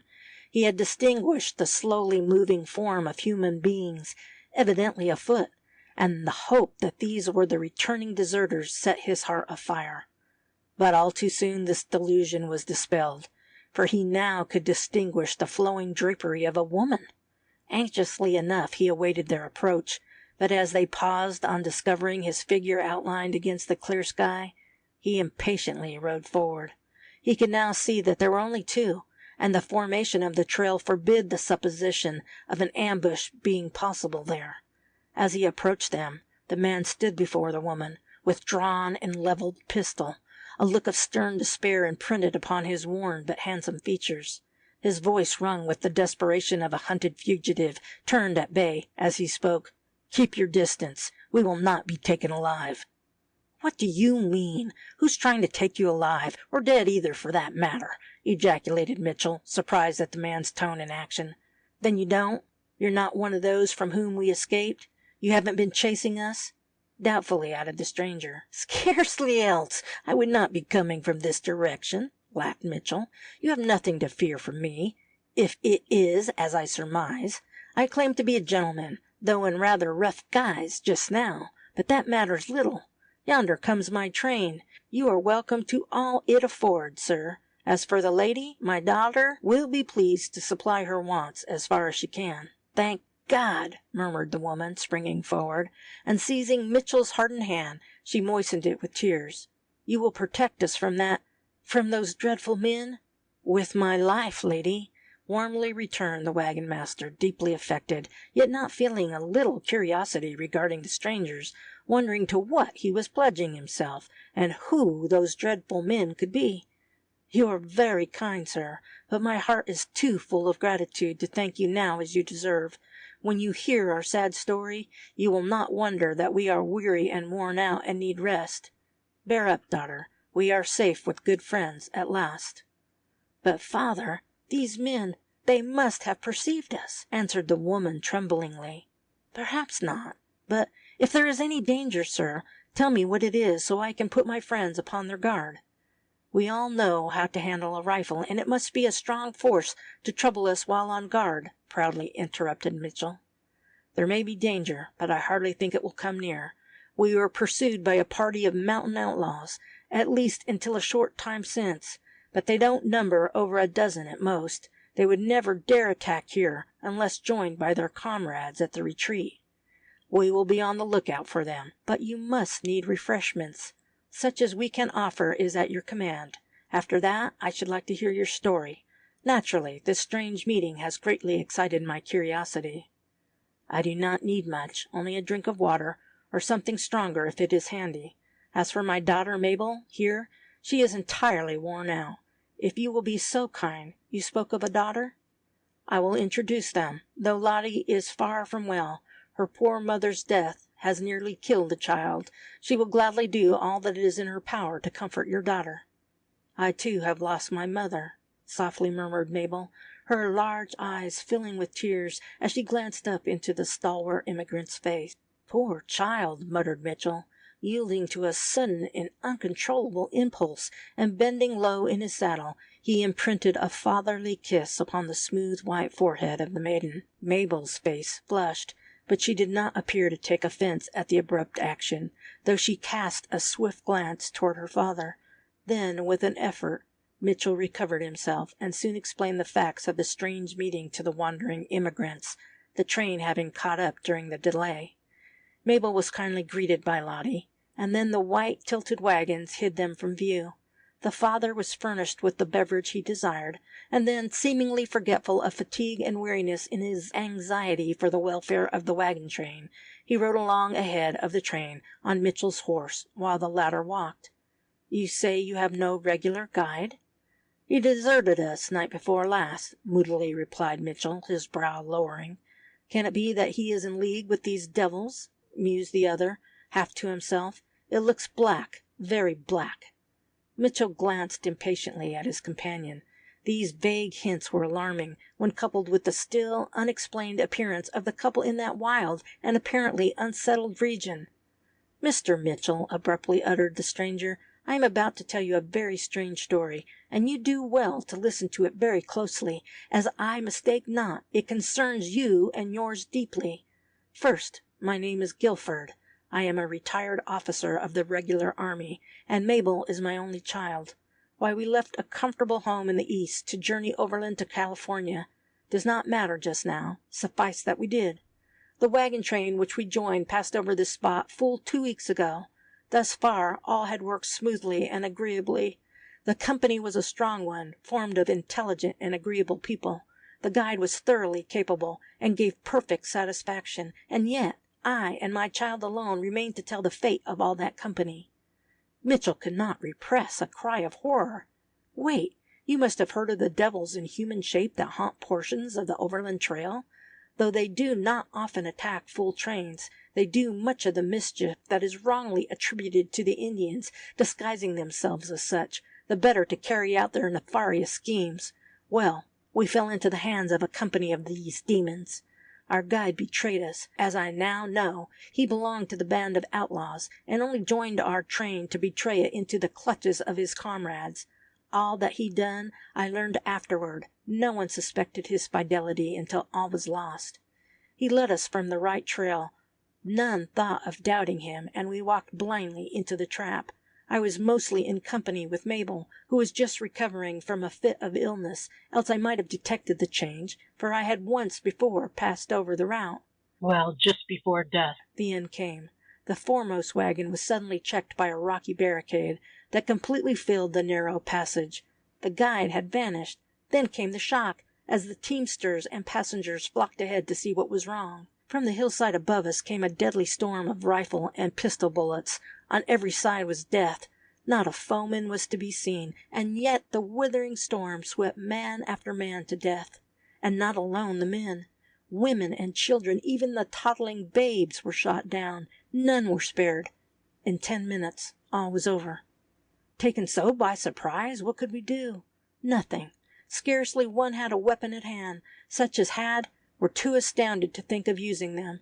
And even had this been different, what could they have done when not a foeman was visible? The rocks above seemed to be raining down death upon us. Not a form could be seen, not a voice mingled with the din of firearms, save from the dying as they fell in heaps. My God, it was terrible, and Guilford covered his eyes and groaned aloud as one in mental agony. Pardon my emotion, Mr. Mitchell. Though an old soldier, never before had I witnessed such a frightful sight. My heart bleeds again at the mere thought, and Guilford shuddered again. But you, how did you escape unhurt? Curiously asked Mitchell. I can explain that now, though at the time I believed it a proof of providence. But that was part of the plan. I spoke of our guide. The man was none other than the chief of the outlaws. He had joined us and acted as guide, the better to entrap us. He was a handsome, dashing fellow, and it seems now that he took a sudden fancy to my daughter. Curse the villain! I was with Mabel in the wagon, and he knew this. He pointed it out to his men and cautioned them against injuring its inmates. With the first shot, I started to give my aid to our friends, but Mabel, half crazed, seized me, and I dared not leave her. It would have killed her in her weak state. When the guide came to the wagon and ordered us to dismount, I realized the truth and fired at him. But in my haste, the bullet that should have bored his treacherous brain missed its mark, killing a man standing just beyond him. I was seized and bound, though I struggled desperately. Only for the guide, Yellow Jack, I would have been killed on the spot. But he had a purpose for saving me for that time. Through her love for me, he hoped to bend my daughter to his will. We, Mabel and I, were carried away into the mountains, and so were spared the horrible scene that must have followed. Yellow Jack told me of it afterward. The wounded were put out of their misery, and then tossed down a deep ravine hard by, where the wolves and vultures would soon hide them from mortal sight. The wagons were burned, after being plundered, and the ashes scattered to the winds. All traces of the horrible massacre were obliterated, leaving the trap ready for other victims. Well, 'tis an unpleasant subject to dwell upon, and I hasten on as fast as possible, yet telling all that is necessary for you to understand the matter. We, Mabel and I, were taken to the hill retreat of this Yellow Jack, and were for a time at least treated reasonably well. Then, however, as Mabel gave no signs of softening her manner toward him, he began to show his devilish nature by torturing her with fears for me. Finally, he gave her 2 days to decide, either to become his bride or see me murdered before her very eyes. But we had a friend that he little suspected, in his wife, a beautiful woman who appeared to fairly worship the monster. The fear that Mabel would entirely supplant her in Yellow Jack's love gave her the courage to foil his purpose by a daring stroke. In the middle of the night she set us both free and led us beyond the line of guards. Then, giving us the clue to finding the trail, she bade us begone, to suffer death rather than recapture, for after this her hands would be tied. She gave me these pistols and a small package of food. Then she left us. We journeyed by night and lay hid among the rocks by day, well knowing that we would be pursued and that the entire country would be scoured. Today, for the first time, we ventured forth during daylight. You know the rest, how we found you, and how warmly we were welcomed by all, concluded Guilford, evidently deeply affected. Then if this band is so near, this train is in danger, uttered Mitchell in a troubled tone. No, I think not.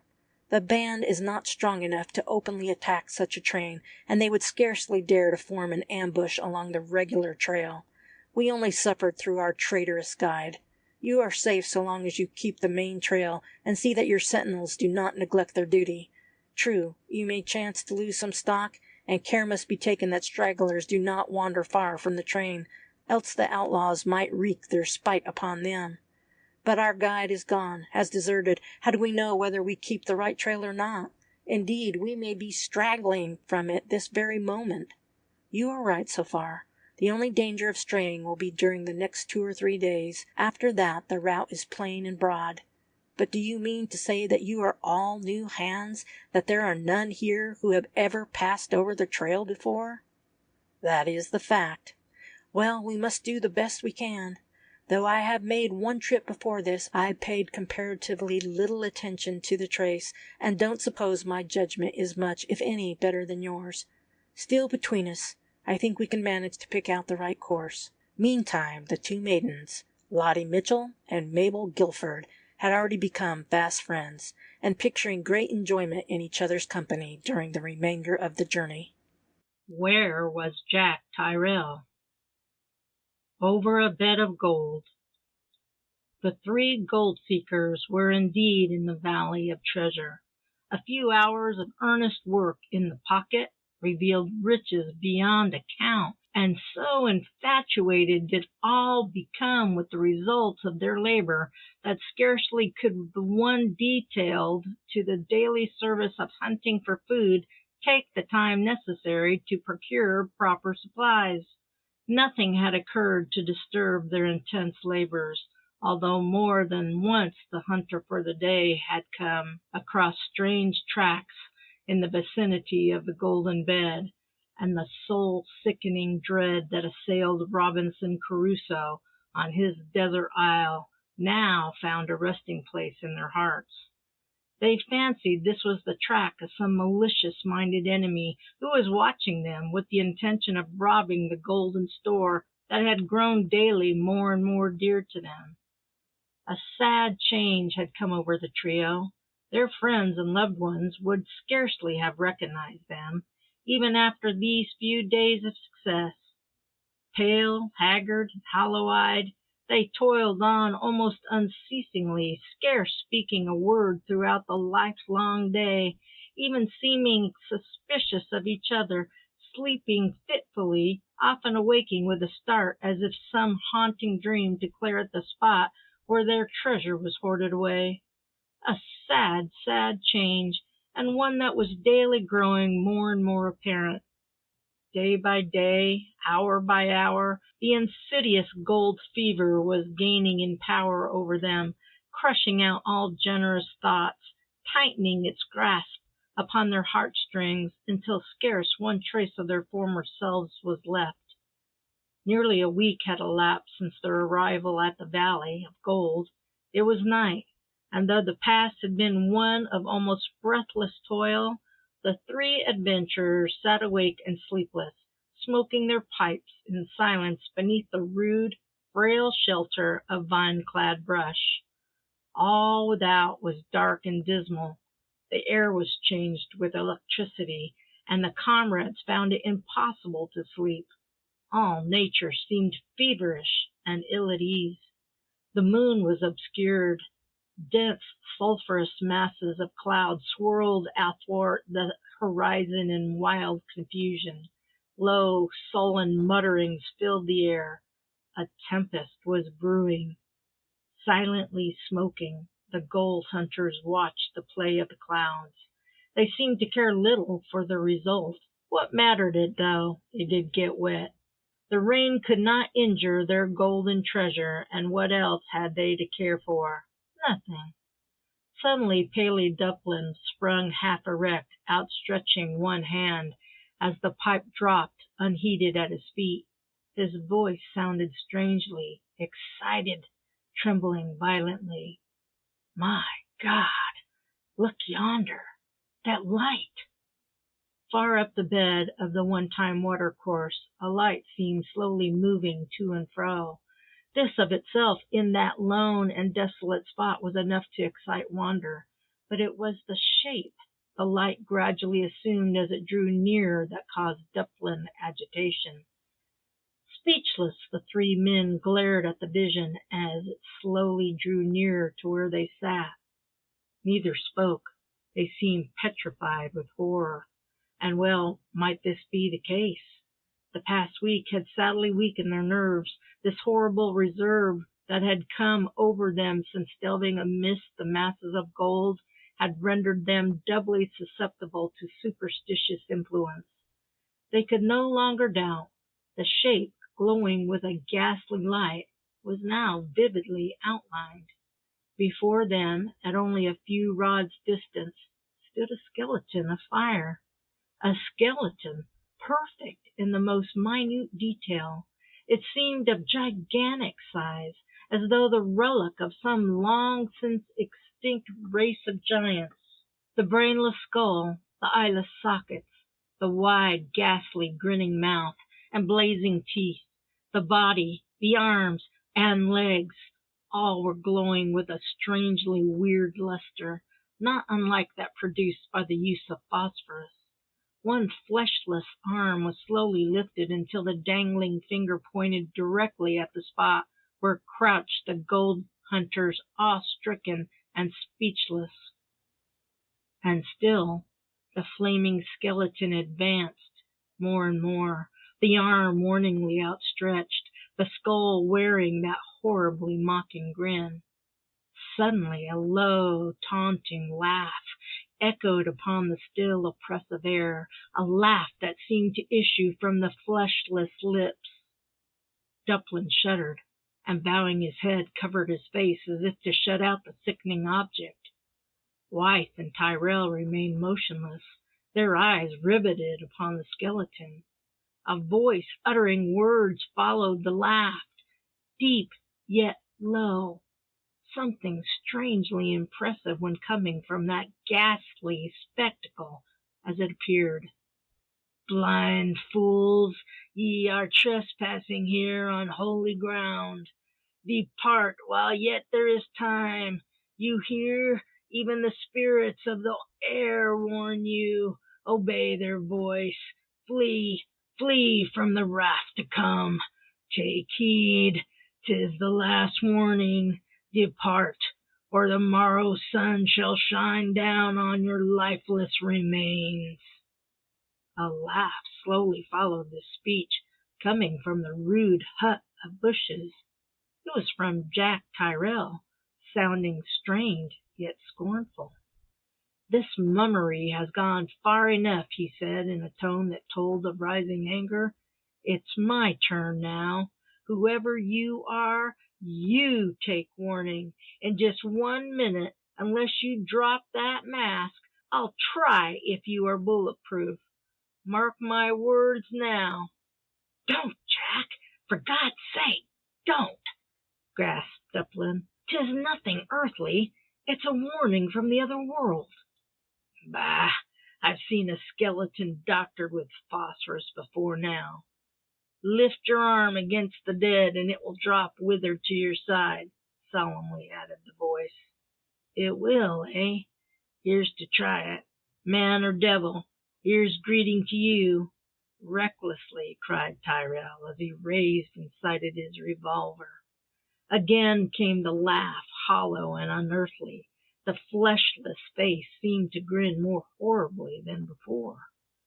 Once, twice, the pistol spoke spitefully, the flash momentarily lighting up the little brush shanty, then leaving it in still deeper darkness from force of contrast.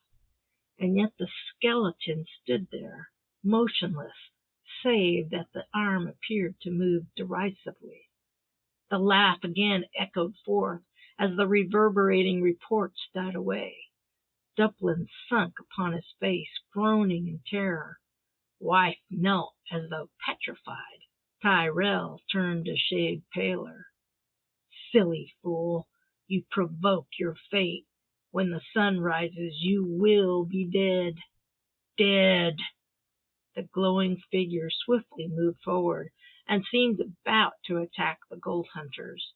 Jack hastily lifted his pistol and fired, then sprung to his feet as though in readiness for the struggle. When the smoke cloud lifted, he rubbed his eyes in amazement. All was black before him. Nothing was to be seen. The apparition had vanished as though swallowed up by the earth. Only for a moment did he hesitate. Then, still clutching his pistol, he darted from the shanty and glanced around him. All was vacancy. He leaped upon the sandbank and swept his eyes around. The result was the same. No light, nothing save a far distant flash of lurid lightning. A disinterested spectator would have laughed outright. Could he have seized Tyrrell's face at that moment? So full of blank amazement was it, and yet there was nothing in it of superstitious fear. Only for the first few moments had Jack yielded to this feeling, and then simply because his comrades had done so. This quickly vanished, and anger took its place. He was startled at the new effect of his shots, because he had great confidence in his own skill. Then, too, he marveled greatly at the abrupt disappearance, but that he wisely attributed to clever skill. Thoughtfully scratching his curly pate, Jack retraced his steps and entered the shanty. In silence he lighted his pipe at the still smoldering embers, and then he puffed away vigorously, covertly eyeing his comrades the while. "Well, boys," he at length uttered, between puffs, "what do you think of it, anyhow?" "It is gone, then," muttered Dublin in a husky voice. "Yes, cleverly, too. A smart chap, whoever it may be," quoth Tyrrell. "You are wrong. It was nothing mortal. It was a warning," gloomily added Dublin. "Now don't be a fool, Paley," impatiently. "The days are past for such melodramatic visions as that. We will live to see a great many tomorrows. It is nothing but a very stale trick got up to frighten us from our work. Somebody has got wind of our discovery, and takes this plan to drive us away. But I, for one, don't scare worth a cent. And as first move, before it rains, I'm going to see what sort of track that ghost left behind him. The sand out yonder is soft and will retain a footprint. Come, you'll admit that a spirit, even though it assumes the guise of a burning skeleton, cannot leave a natural footprint. Very well. If I do not find the tracks of a man out yonder, I'll agree to believe in your view, and at once make my will, provided you promise the same. If the track is there, you'll give up those superstitious ideas?" "Yes," was the reply, given by both Dublin and wife. Jack said no more, but set about arranging a torch in order to settle the question once and for all. Meantime, wife had directed Dublin's attention to something not far from the shanty, apparently lying upon the ground. This was a small point of flame, flickering vividly, now larger, now smaller. It was near where the skeleton had stood.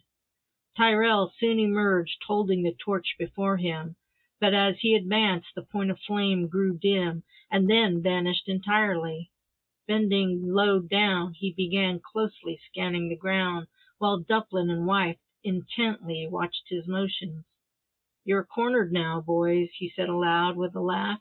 Rising erect, "come out here and own up that you've been silly fools. Here are the tracks as plain and clear as mud." Beginning to feel ashamed of their exposition, the two soon joined Tyrrell, and kneeling, slowly scanned the ground. As Jack had said, the sand was soft and easily retained the imprint of a human foot, and such an imprint lay before them, plain and unmistakable. Even Dublin could no longer doubt that all this had been the work of a cunning hand, though by no means a spirit. "And see," laughed Jack, "here's a memento of our ghostly visitor, a finger joint that one of my bullets has broken. That was what we saw lying here. Hold it in the dark, Jack." "Yes, that is it," muttered wife, as the bone again showed the flickering light. "And there comes the rain. But first I'm going to have the measure of this foot. I think I owe the rascal that made it a sound thrashing, and if we ever meet, he'll get it, for my name's not Jack Tyrrell." As the storm burst, the gold hunters regained their shelter, and composed themselves as comfortably as circumstances would admit. Knowing that they were in for a drenching, they only cared to keep their weapons and ammunition dry. It was impossible to sleep while the storm raged with such violence, and Jack continued his good work by lecturing his comrades. He showed them the point toward which they were drifting, and that ruin must follow unless they rallied against the spell that seemed falling upon them. Why, in less than a month, if this sort of thing keeps on, we'll be ready to cut each other's throats. It is horrible. I'd rather turn my back on the gold altogether and live poor all my life than to pass another week as this one has been." "I agree with you, Jack," warmly replied Dublin. "There is gold enough for us all. Let's clasp hands and forget the hard work. Hereafter let's be men, not savage dogs." Amen. Through that lifelong night the three comrades once more conversed earnestly, and when day came they were ready for work. It was plain now that their secret was no longer their secret, that they had been watched by someone who knew of their rich discovery, and it was likely that this watcher also knew of their bank, the spot where their treasure was stowed away. Before daylight they removed the gold to another spot, the driving rain obliterating all traces as soon as they made. This done, they looked to their weapons. The spy, whoever he might be, must be found, though a week was spent in searching for him. Only for the beating rain this would have been a comparatively easy matter, since the ground clear to the hills was very favorable for trailing. Day broke clear and beautiful, and Dublin experienced a peculiar thrill of joyous thankfulness as he beheld the brilliant sun roll above the eastern swells. The sight gave him renewed life, and the last lingering trace of superstition vanished. For hours the three friends sought in vain for some trace of their nocturnal visitor, but it was not until they crossed the first ridge that such rewarded their search.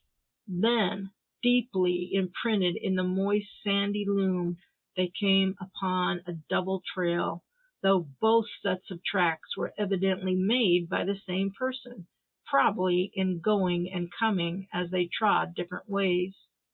"It's our man," cried Jack as he arose from comparing his tally with the tracker. "We must run him to ground now. He can't be far, these tracks are fresh. But which are the latest? That puzzles me. I'm not much on the trail hunt. Chycock could tell, no doubt, but I can't. We must follow both. You and wife take that direction, and I'll look to this." "But there may be danger to you going alone. We don't know who or what this fellow is.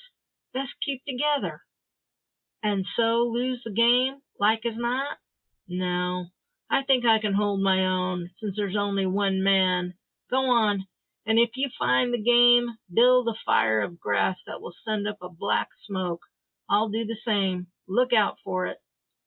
It was rank folly attempting to reason with Tyrrell, and his comrades well knew that. So, parting, none of the trio dreamed of the time they would elapse before their meeting. They each bent to their work. The trail ran lengthwise along the valley, only divided from where they lay the golden bed by a high ridge. Dublin and wife were heading southeast. The trail followed by Tyrrell was in an opposite direction. "I think I can tell just how this will end," muttered Burr, after progressing a mile or more. "I think we will find the stopping place on yonder point, where we can look down upon our camp. If so, we must hasten back and join Jack. The hot-headed fellow may get into trouble." A few minutes more proved their surmise to be correct.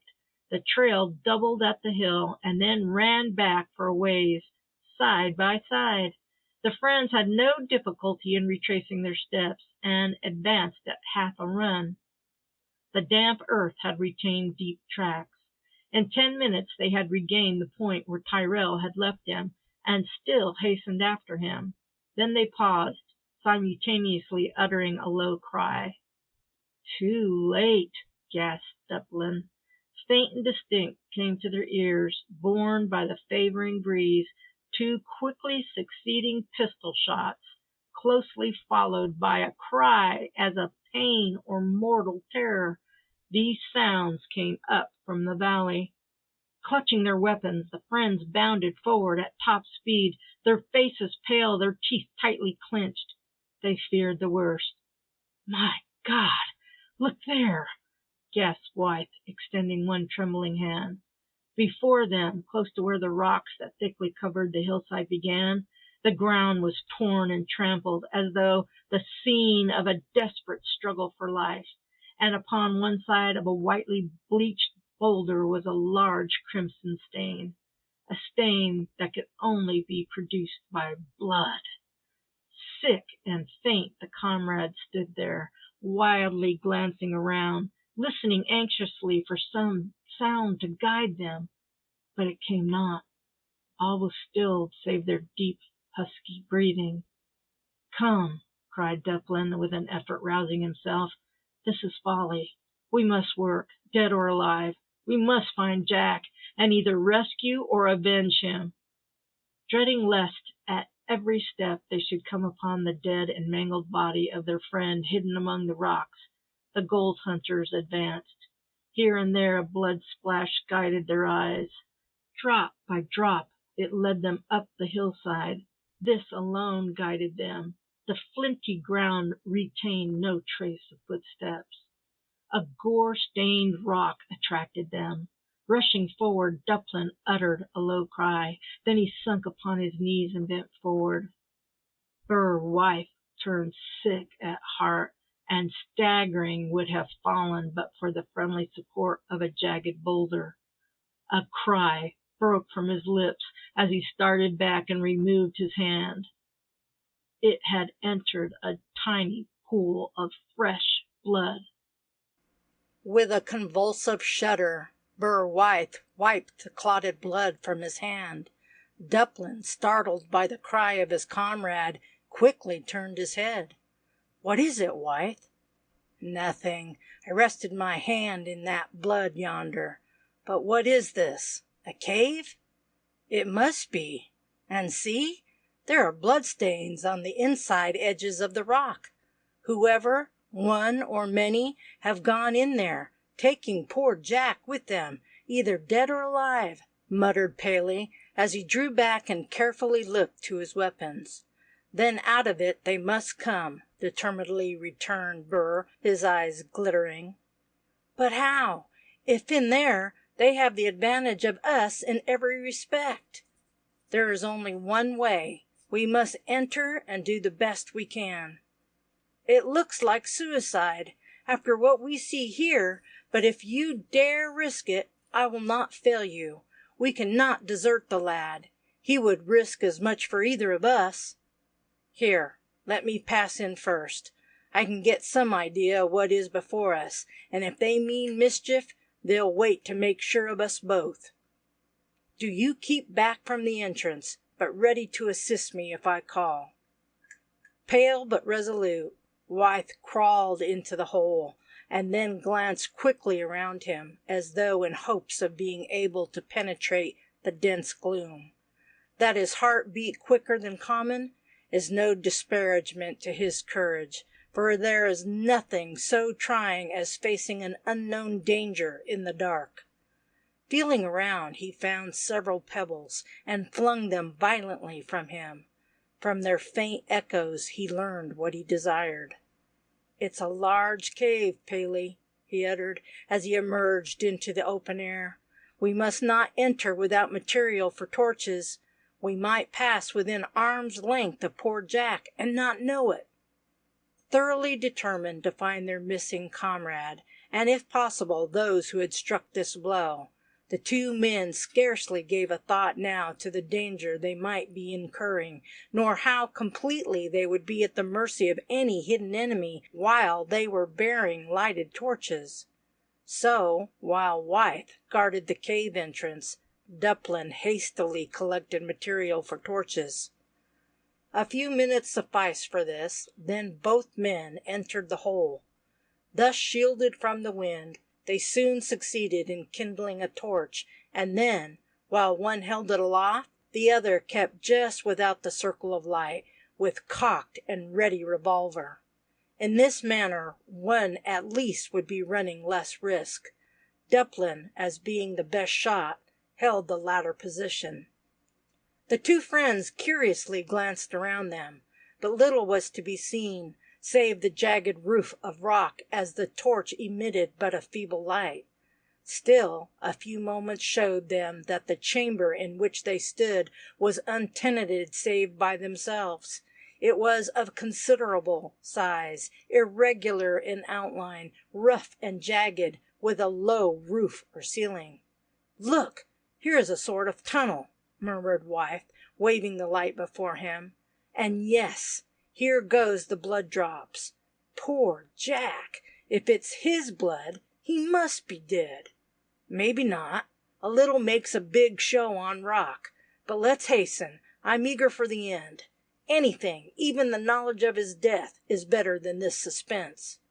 "If he is dead, somebody must pay for it," gritted Wyeth vindictively.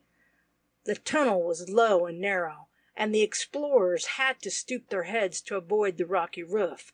More than once Wyeth fancied he could distinguish the trace of tools wielded by human hands upon the soft rock, but other thoughts occupied their minds, though at another time this fact would have excited the deepest curiosity.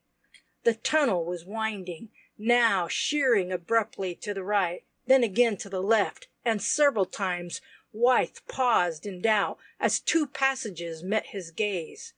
But a close and cautious scrutiny would show a drop of blood upon the floor of one or the other, and thus guided, the adventurers pressed on, further into the labyrinth, without a thought of their own peril, thinking only of their lost comrade. From first to last of that day they exhibited a strange lack of prudence. Their progress, owing to these causes, was slow, far more so than in their impatience to learn the fate of Jack Tyrrell, they believed, and the winding passage frequently caused them to almost retrace their footsteps. Suddenly Wyeth came to the end of the tunnel, and stepped into what seemed a spacious chamber, though he could only judge from the distance in the atmosphere. The torch was of little service, save within a radius of several yards. A few minutes' scouting proved this also to be unoccupied by those they sought. At irregular intervals around the sides were several tunnels similar to that from which the men had secretly emerged. Exchanging glances, the friends saw that each had begun to despair. After this long and really arduous search, they seemed no nearer the end than at first. "Come," whispered Dublin, rousing himself. "This is only wasting time, when we should be at work. Cheer up. We must find him soon. I know we will. I feel it." "I hope you are a true prophet," sighed Wyeth, brushing the cold damp from his forehead. "But I fear the worst. Give me the light for a while, and you take my place. We must search each tunnel until we find the right one." "I fear that will be difficult. I've not noticed any blood drops for some time. What if we should be wrong? What will become of poor Jack? And how are we to find our way back again?" Dublin started. For the first time he realized the full peril of their situation. Were they not even then lost? Lost in the labyrinth, in the bowels of the earth? And nothing to sustain life, no food, no water. The thought was soul-sickening. "We must not think of that now. We've enough to trouble our minds without that. It may all turn out right. But mark the passage we came through. With that to start from, we can find our way back by the bloodstains. Drop my hat there, or a bit of a rag. Anything will do." Wyeth advanced a step, then paused and glanced around him. His face shone ghastly pale in the feeble light of the tiny torch. It seemed that of a dead rather than a living man. I think this is the one," he faltered, pointing to a passage. My God, don't you know? Then we are indeed lost, groaned Dublin, the cold sweat dripping from his brow. We have walked in every direction. I am bewildered. We can do nothing, only trust in Providence. And so we will. I don't believe we are to perish in this manner. Cheer up. 'Twill all turn out for the best, cried Dublin, rallying his courage. I'm willing enough to hope for the best, but these events follow close after that man's warning of last night. There may have been more in it than we cared to admit. Come, no more of that, Wythe. You only unnerve us both. Mark this tunnel. We will first explore the one next upon its right. Remember that. In time we must strike the right one. Entering the low arched passage, Dublin led the way, holding the torch so low that it fell full upon the floor. Leaving all other matters to Wythe, he closely and thoroughly scrutinized the passage in search of the blood drops that had already guided their course so far. I'm afraid we're wrong, Burr, muttered Paley, after several minutes. I can find no traces. He had just rounded an acute corner in the passage, and thus cast Wythe in the gloom. Stepping forward, Burr abruptly paused. My God! Look yonder! He gasped rather than spoke, one hand extended over Duplin's shoulder. The latter raised his eyes and then started back. Truly a horrible sight was before them.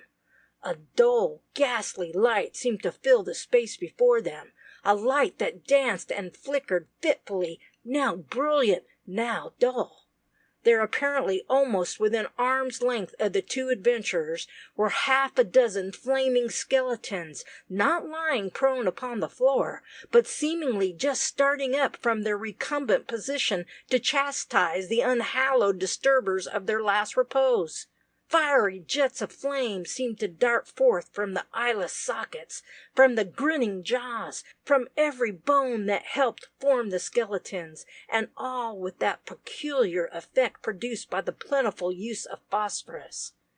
As if turned to stone, the two friends stood at the turning, glaring wildly upon the weird tableau. Then there echoed forth a startling sound that seemed to proceed from the glowing jaws of the blazing skeletons, a laugh, shrill and unearthly, that echoed thrillingly through the long, narrow passage. My God! They move!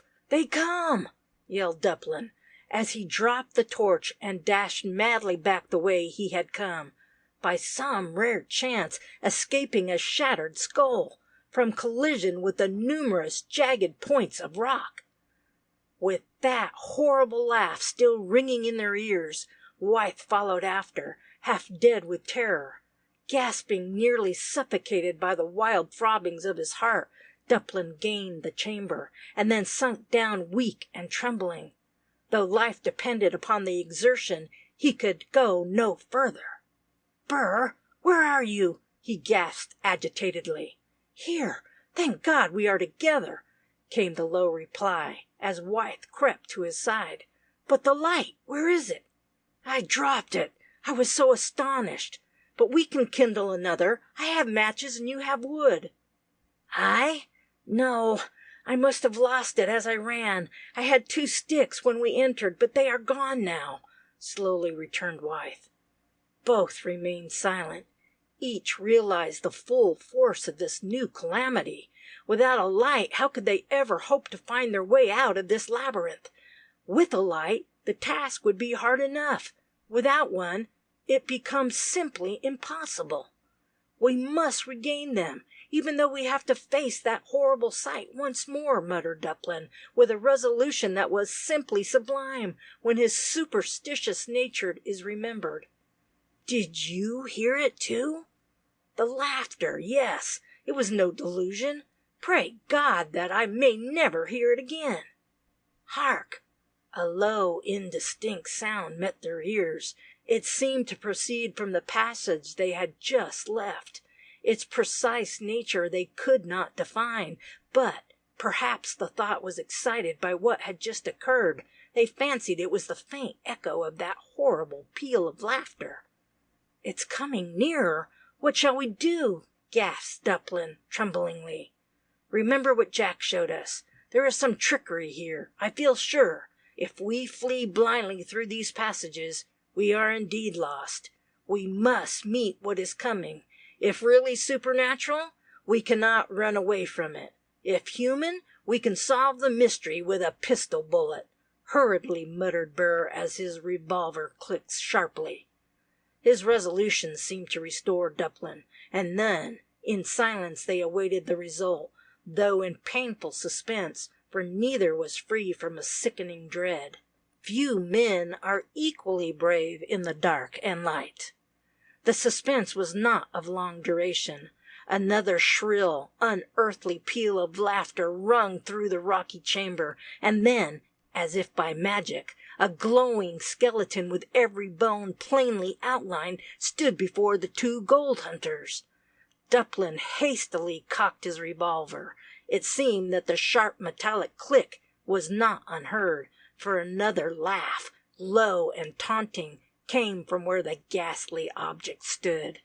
Then a voice, the same that had addressed them at their camp the preceding night, uttered the words, "Poor silly fools! D'ye think to alarm the dead by such actions? What care I for mortal weapons? You but precipitate your fate by such rashness. You scorned my first warning, and now you see the results. One of your number is dead. You two are doomed, doomed to wander on through the bowels of the earth unceasingly, until death takes pity upon your sufferings and touches your hearts with his finger of ice. You were warned. Why did you throw the chance behind you? You sealed your own fate. You are doomed, doomed! Ha ha ha ha!" And again the chilling peal rung forth. And yet, strange as it may seem, these words gave Burr Wythe renewed courage. Though a partial believer in spiritualism, he did not believe that disembodied spirits could speak.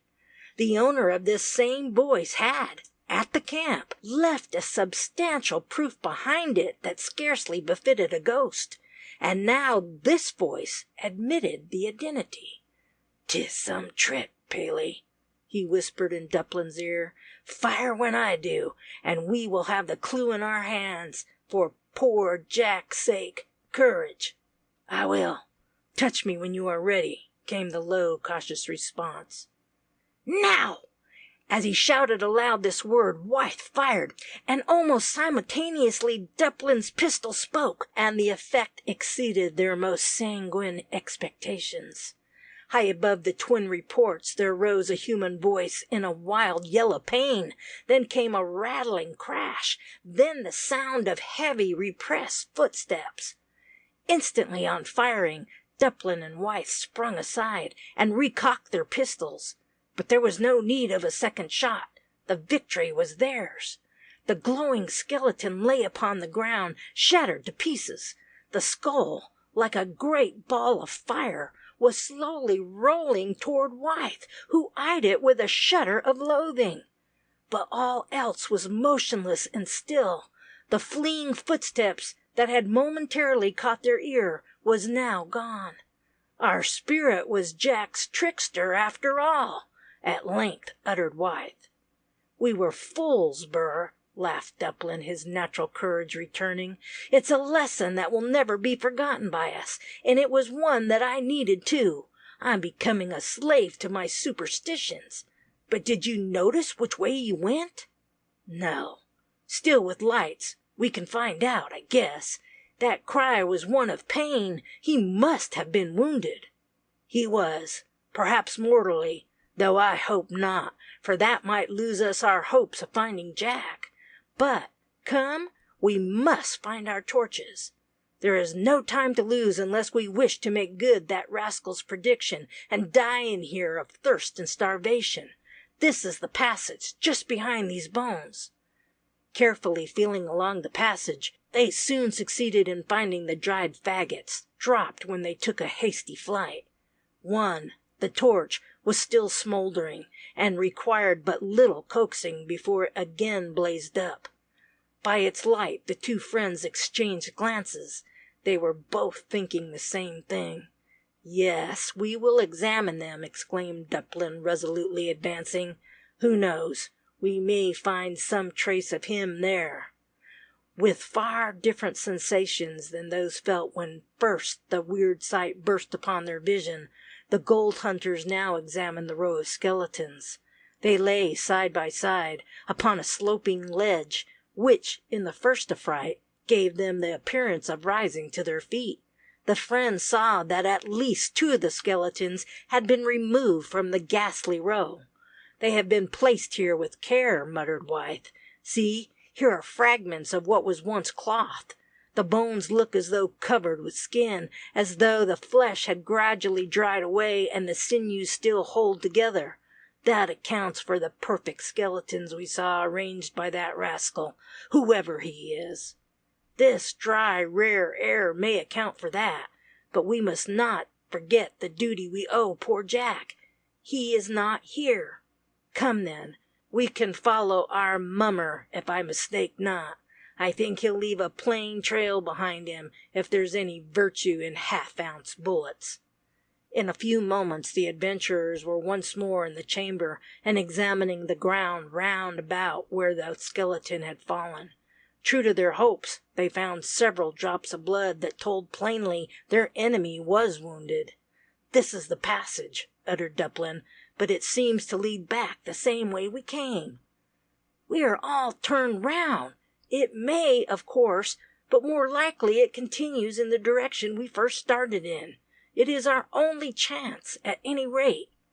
For half an hour more they crept on, slowly and carefully, knowing that to go astray might result in their destruction. Several branch passages were observed, but close scouting showed them the faint blood traces that directed them aright. But then a circumstance occurred that threatened them with disaster. The second torch had burned nearly down to Wythe's fingers, and he paused to light another. Unfortunately, he dropped the splinter, and falling, it became extinguished. Blow as he might, the sparks refused to blaze up.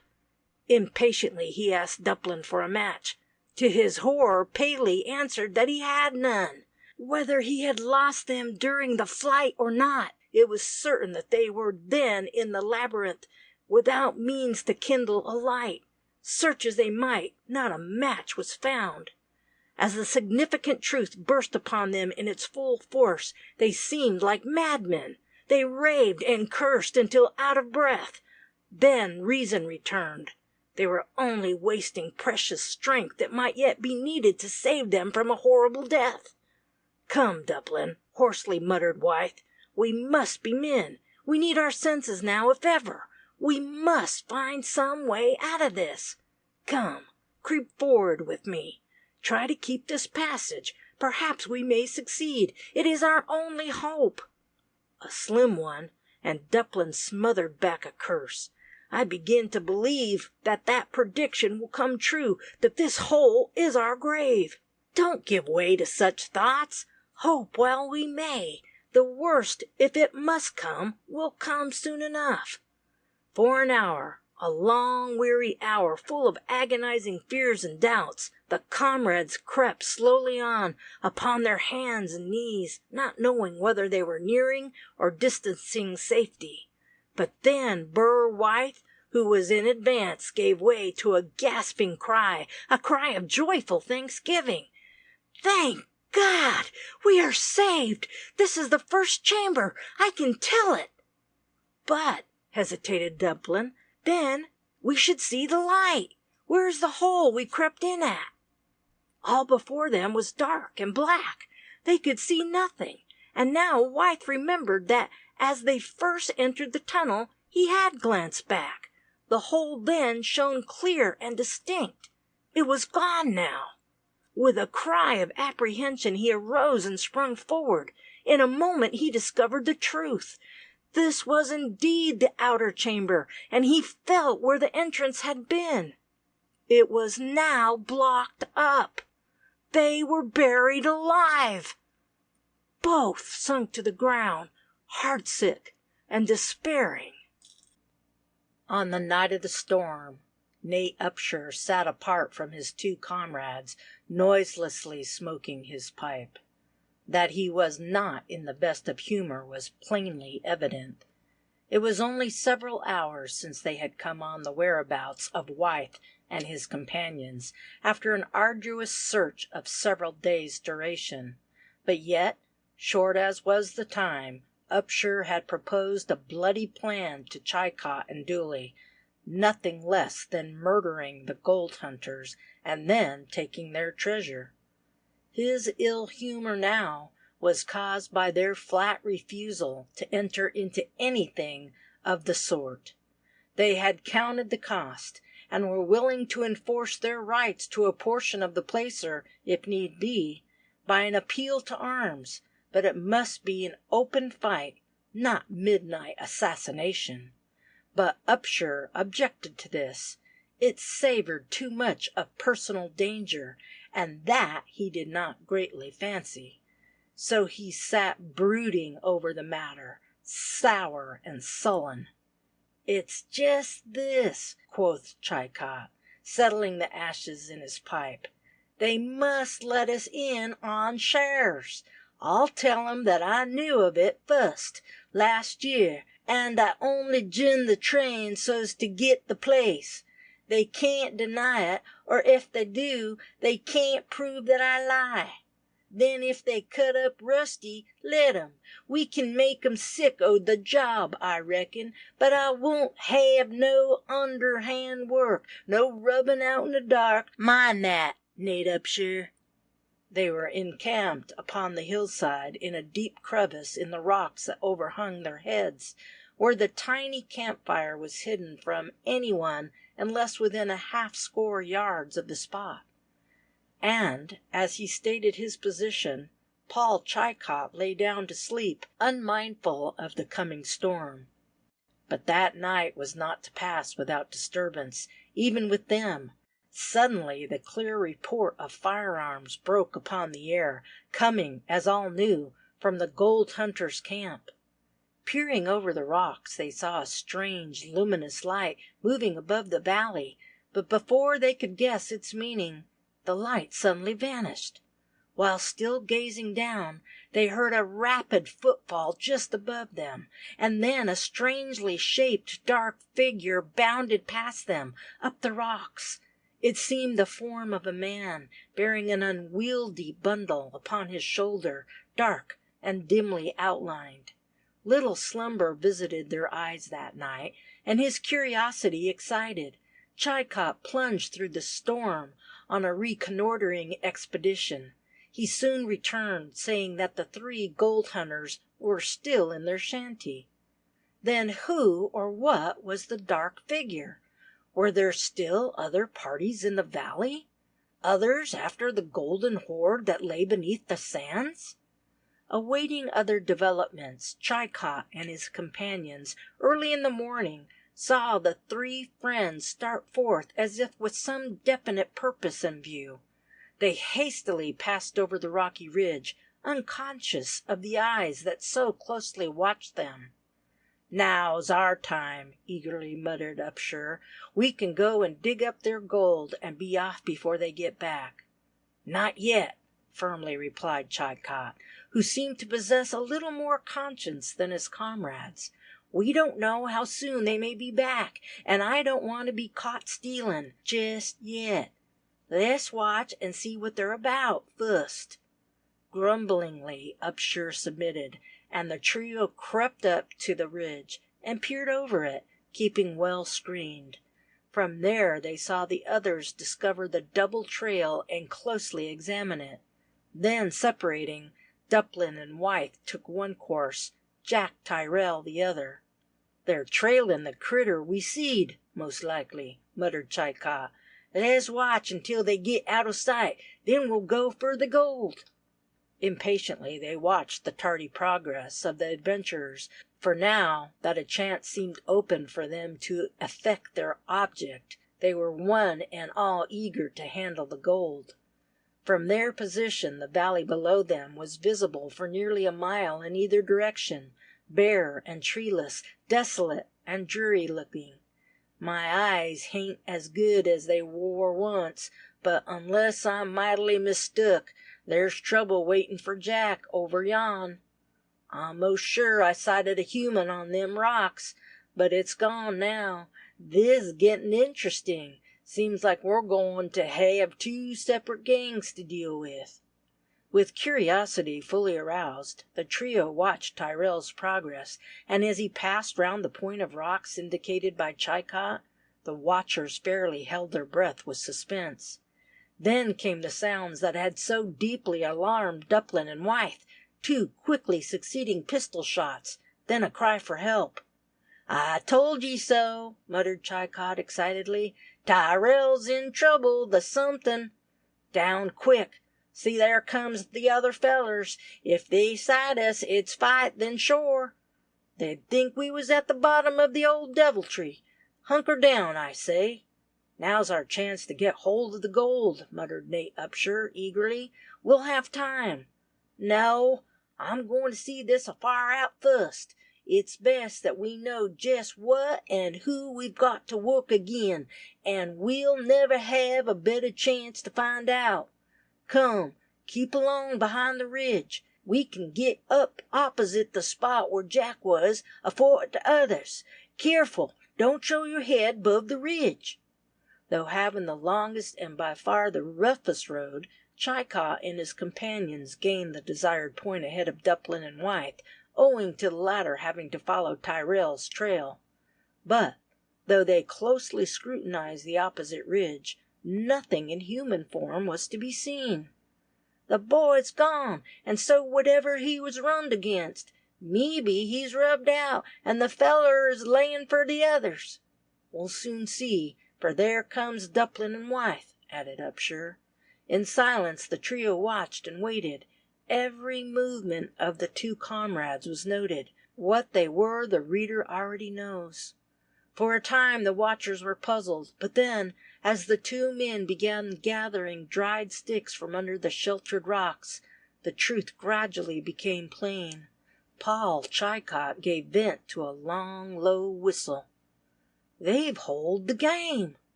Surely the fools ain't gone to venture in. It is foolish, but they show plenty of grit. You see now what you wanted to buck against." "If they go in there, the game's in our hands," exultantly muttered Upshur, his eyes glowing wickedly. "What do you mean by that? Can't we block 'em in? Then they'll have a good chance to fight it out with those they're hunting, while we can take our time about the gold, and that way we can get rid of them without killing 'em, and just as effectually, too." "I don't see much difference, if you lave them there to starve," slowly commented Tim Dooley, for the first time for hours giving his opinion, in this respect being very different from the popular idea of an Irishman. "If you're so cursed tender-hearted, why don't you go and offer to help them? Had I known what a milksop you were, I'd never have lifted a finger to help you to a fortune. Nor would ye, only ye wanted help. But best kape a bridle on your tongue, my friend. I don't take black words from anybody," quietly added Dooley. "Dry up. Quit your quarrelin'. Where's the use? It don't do no good, and only makes bad blood. We're working in harness now, and each must keep up his end. Fust work, then pleasure. Fight then as much as ye please. But I think there's a good idea of yourn, Upshur. We can block 'em in, supposin' they give us a chance, and then, when we're ready to travel, we can set 'em free. But mind ye, this we've got to do. I won't take a step in the matter unless this is all understood." "Neither will I." "Just as you like about that," impatiently added Upshur. "But we're losing valuable time. That may be but a small den, and we may be too late. Then if they seize us, it must come to blows." "If they begin, why, we'll give 'em the best we've got, in course. Come then, let's travel." Descending the ridge, the 3 men ran hastily across the level valley, and soon gained the second hill. As the reader knows, this danger was not suspected by either Dublin or Wythe. "You and Tim see if you can roll over that big rock above there," muttered Upshur, kneeling down beside a boulder. I'll agree that they shall not disturb your work. If they hear you too soon, I can keep them back, I guess." At that moment, as he covered the entrance to the cave with a revolver in either hand, cocked and ready, Nathan Upshur ardently hoped that the two men he hated with such venomous animosity would appear. A good shot, he felt, that the path before him would soon be cleared, and the stain of the midnight murder fairly fixed upon the innocent Burr wife. Exerting their strength to the utmost, the two men at length succeeded in toppling over the boulder that must have weighed many tons. Had it not been so nicely poised, their efforts would have been in vain. As the huge mass settled fairly over the hole, Nate Upshur laughed aloud in diabolical glee. He knew that mortal hands could not remove the rock without the aid of strong tools.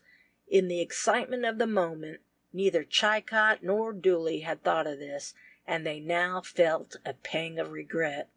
It seemed as though they had been committing a cowardly murder. "That's one job done, and well done too, I call it," Upshur chuckled. "Now for the other. We alone are the owners of this famous golden bed that Dublin raved about. Come, I am in haste to know the extent of our fortune. Don't look so grum. You should laugh instead, man."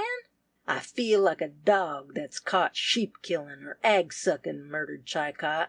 "We may be rubbed out two settlers as a dern sight better men than either of us, in a cowardly way, too." "Bah! I suppose you be too conscientious to touch any of the gold they've dug, won't you?" sneered Upshur. "I don't know. If they be gone, why, s'pose I might as well heave some of what they left as for you to get it all." "I thought so. But come, sooner we finish this job the better. There may be another outlet to the cave, and these fools may stumble upon it and come back in time to make us trouble. But once let us get clutches on their pile, and I think we can hold it." With hasty steps the three men recrossed the little valley, and from the other ridge carefully reconnoitered the deserted camp. No one appeared to be near it, and their hearts thrilled wildly as they realized that they were now sole masters of the golden secret. Even Chicot forgot his scruples in the dream of fabulous wealth that filled his mind. "It's ours, all ours now," muttered Upshur as he darted down the rough hillside at reckless speed, slowly followed by his comrades. In a few minutes more they stood within the rude brush shanty. Eagerly they gazed around, as though expecting to discover great heaps of the precious metal. Then Upshur laughed, harshly and discordantly. "Bah! What fools! Of course they hid it. But what one hides, another can find. They've changed the gold to another place, for there's where it has been." All could see as much, but the gold was not there. Still it must be hidden near at hand. Meanwhile, where was Jack Tyrrell? We left him at the moment when he turned around the point of rocks, following on the strange trail. A few rods beyond this, and he suddenly paused as a peculiar cry met his ear. Hastily glancing up, a strange light met his gaze. A flash of recognition lit up his face. He had seen that form once before. It was, indeed, none other than the occupant of the hill cave, whom he had beheld fed like a child by the beautiful maiden, the one whom he had, a few hours later, seen shot at by Nate Upshur, the being called by Paul Chicot the Mountain Devil. He stood at the base of a large boulder, one hand outstretched, clutching his long bow already spoken of. His attitude, his face, his eyes, all told that he was angered. "Back, rash fool!" he uttered in a deep, stern tone. "I warned you once. This is sacred ground. Back, I say, or you die." "Don't be so headstrong, old man," coolly returned Jack, seating himself upon a boulder. "You have nothing to fear from us. When we finish our work, We intend leaving, and allow me to add that you nor anyone else can make us stir one step before we get ready." The wild man, or madman, whichever he was, and both titles well suited him, uttered another hoarse, inarticulate cry, and with lightning-like quickness fitted an arrow to the string. Jack sprung to his feet, but was too late to avoid the shaft. It struck him fairly, pinioning his right arm to his side, the flinty head plunging deep into the muscles of his side and back.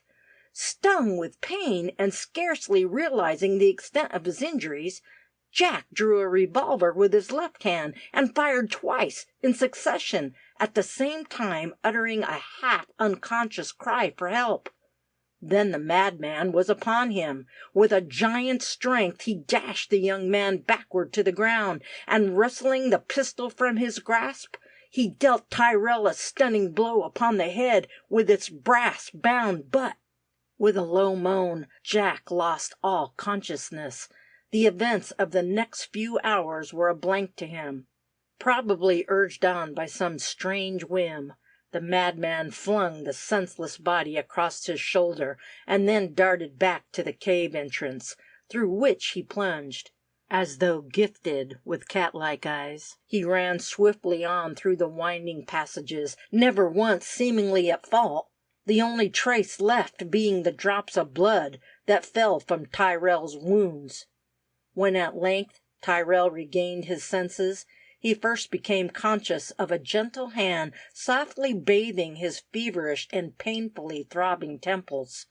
With an effort he opened his eyes and gazed wildly around him, bewildered, confused. But then, as a pale, sweet face bent over him, anxiety written in every feature, a wondering sigh broke from his lips. He recognized that face. It had more than once come up before him since that first night passed in the mountains after the desertion. The same glance recalled the place he was in, the hole in the wall where he had first looked upon the face of the madman. But how came he here? Could it be that the madman had relented, bringing him here to be nursed back to life and health by his own daughter? These thoughts racked his mind, and must have left their imprint upon his face, for the woman, or girl rather, for she was not more in years, at least gently pressed back his head, uttering in a low, soft voice, "You must not trouble your brain now, sir. All will be explained in good time. Until then, rest easy. You are safe here, while I am near." "But where am I? And you? Listen, you are still in danger, unless you are prudent. Drink this, and then go to sleep. When you waken, I will tell you all that I know of this affair." And she uttered a weary sigh as she spoke. "I will mind. You look like an angel," muttered Jack, his heavy lids drooping as he sunk back after quaffing the drink. "I thought so ever since that night, and I love you," the last word being scarcely distinguishable as he dropped to sleep. The maiden looked astonished, as well she might, since until a few hours before she had never once suspected the existence of such a personage as Jack Tyrell. It was hours before Jack awoke, but then he felt much better, though still very weak and faint from much loss of blood. His brain, though light, did not throb. His flesh was cool and moist. He was not long in reminding his fair nurse of her promise, and in a few clear sentences she told him all she knew concerning the matter. Her father, the madman, for such indeed he was, had returned from one of his frequent excursions, bearing the senseless body upon his shoulder, both covered with blood. She could gather nothing from his incoherent ravings, save that he intended offering up his victim as a sacrifice to some imaginary deity. Great as was her influence over him, even in his wildest moods, it was with absolute danger to herself that she rescued Jack from his hands. Then, however, He soon calmed down and watched her dress Tyrell's wounds with vacant curiosity. This done, she discovered that her father also was wounded, a deep hurt, evidently from a bullet, passing entirely through the left shoulder. Scarcely waiting for this to be dressed, he left the cave, muttering wild threats against some person or persons. That was in the early part of the night. It was now broad day, and she was very uneasy concerning him. Such, in substance, was her explanation. In return, Jack briefly sketched the events of the past few days. "And now, lady, Lucy is my name," she simply added. "Thank you, and mine is Jack Tyrrell. But I was wondering, naturally too, as you must admit, how it happens that you are here, living in such a place." "I will tell you. It will help pass away the time, and anything is better than silence. Such terrible fears come over me at times that I often wonder if I'm not going mad. But I must not think of that. Do you know, sir, that until now, for over a year, I have not looked upon a human face, excepting father's?" Jack squeezed her hand sympathetically. Lucy shrunk back as if alarmed, and then, blushing deeply, she hastily added, "Well, I will tell you my story. It is a strange one, and often I half wonder if I am not dreaming, if all the black, horrible past is not a dream from which I shall awake some bright day. As I said, my name is Lucy Bradford, and the man who brought you here is my father. He was not always thus. His madness dates back to a year or more ago. Father was ever peculiar, and after mother's death, which occurred when I was quite a child, he became still more so, and I can now understand the covert hints and strange bits of talk that used to puzzle me, passing between the neighbors. They believed he was gradually losing his mind. It was a queer but very pleasant life that I led, as I began to understand things that I saw around me. Father was an actor, as I believed then, the prince of actors, but the plain, almost miserable style in which we were forced to exist should have showed me better. It was one constant, unceasing struggle for bread, and yet we were very happy. Father loved his art, and was only fully happy when treading the boards, and he was sure of an appreciative house behind the scenes, for I would applaud until my poor hands were nearly blistered. I half fear that it was this that made Father love me so dearly. I attended each rehearsal with him, and was never absent from my post in the flies when he was on the stage. This became such a matter of course that no attention was paid me by the other actors. Well, times changed. Father became so queer, that is, what the stage manager called it, that he could not be depended upon. More than once I remember his marring the effect of a play by forgetting himself, and delivering the mad speech of King Lear. He was discharged, and could not get another situation. One day, I remember, he came home greatly excited, hastily packed up all his stage effects, and then left the house without answering my questions. He returned with money, having sold all. Then he told me of the dazzling plan that he had in view.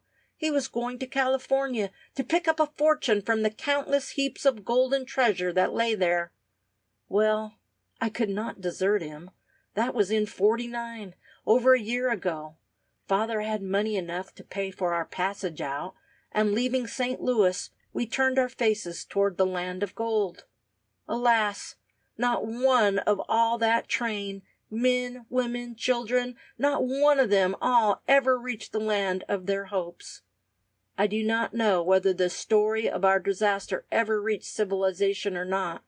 If so, it must have been by accident, for we, Father and I, alone, of all that company, are now alive. One wild, stormy night the blow fell. The day past had been one of unusually severe toil, and most probably the guards set to watch over the safety of their friends and kindred, completely exhausted, yielded to slumber. for the cunning, treacherous enemy crept, unheard and unsuspected, into the very heart of our camp. And then, shuddering, Lucy paused, bowing her head upon her hands. The scene recalled by her story overpowered her. "Don't say any more, Lucy, if it is so hard," whispered Jack, his hand gently touching the bowed head. "Perhaps I am foolishly sensitive," Lucy added, with a wan smile as she raised her head. "But at times that horrible scene comes before my eyes until it seems that my brain must burst. It is a relief to speak of it, though, to one who can understand. I can remember but little of that horrible night. The Indians attacked us, Blackfeet, as I afterward learned. They conquered almost without a blow being struck by the white men, so complete was the surprise. And then it was a merciless massacre. I remember wondering how long it would be before my time would come. I had been awakened, but was still in our own tent. Father lay at my feet, as I believe, still sleeping, though I wondered greatly that the horrible din did not waken him. I know now that he was senseless, stricken down by a brutal blow from the hand of the one who guarded me. This man was the one who had acted as our guide, a middle-aged, rough, hunter-like person. He had joined the train with the sole purpose of luring it to destruction. How well he succeeded, you know now. It was a long time before I fairly regained my senses. For nearly a month I had been like a maniac, and the Indians had protected me from the malice of the renegade.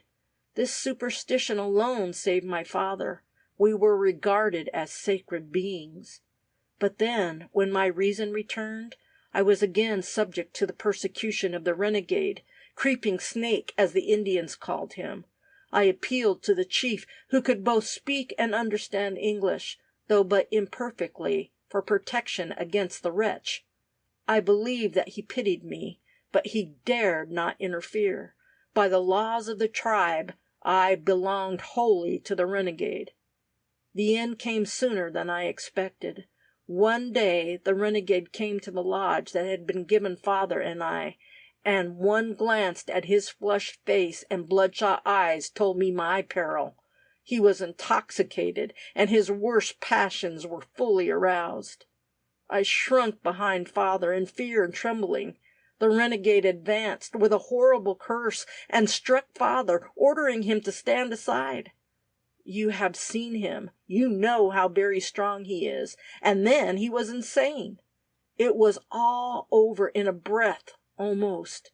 A brief, horrible struggle. Then the renegade laid upon the lodge floor, quivering, dead. The blood was streaming from his mouth and nostrils. His neck was broken. The chief had witnessed it all, but had not time to interfere before all was over. He seemed frightfully angered, and had I not clung to his knees, pleading piteously, I believe he would have killed Father. As it was, he had time to reflect that a madman was not accountable for his acts.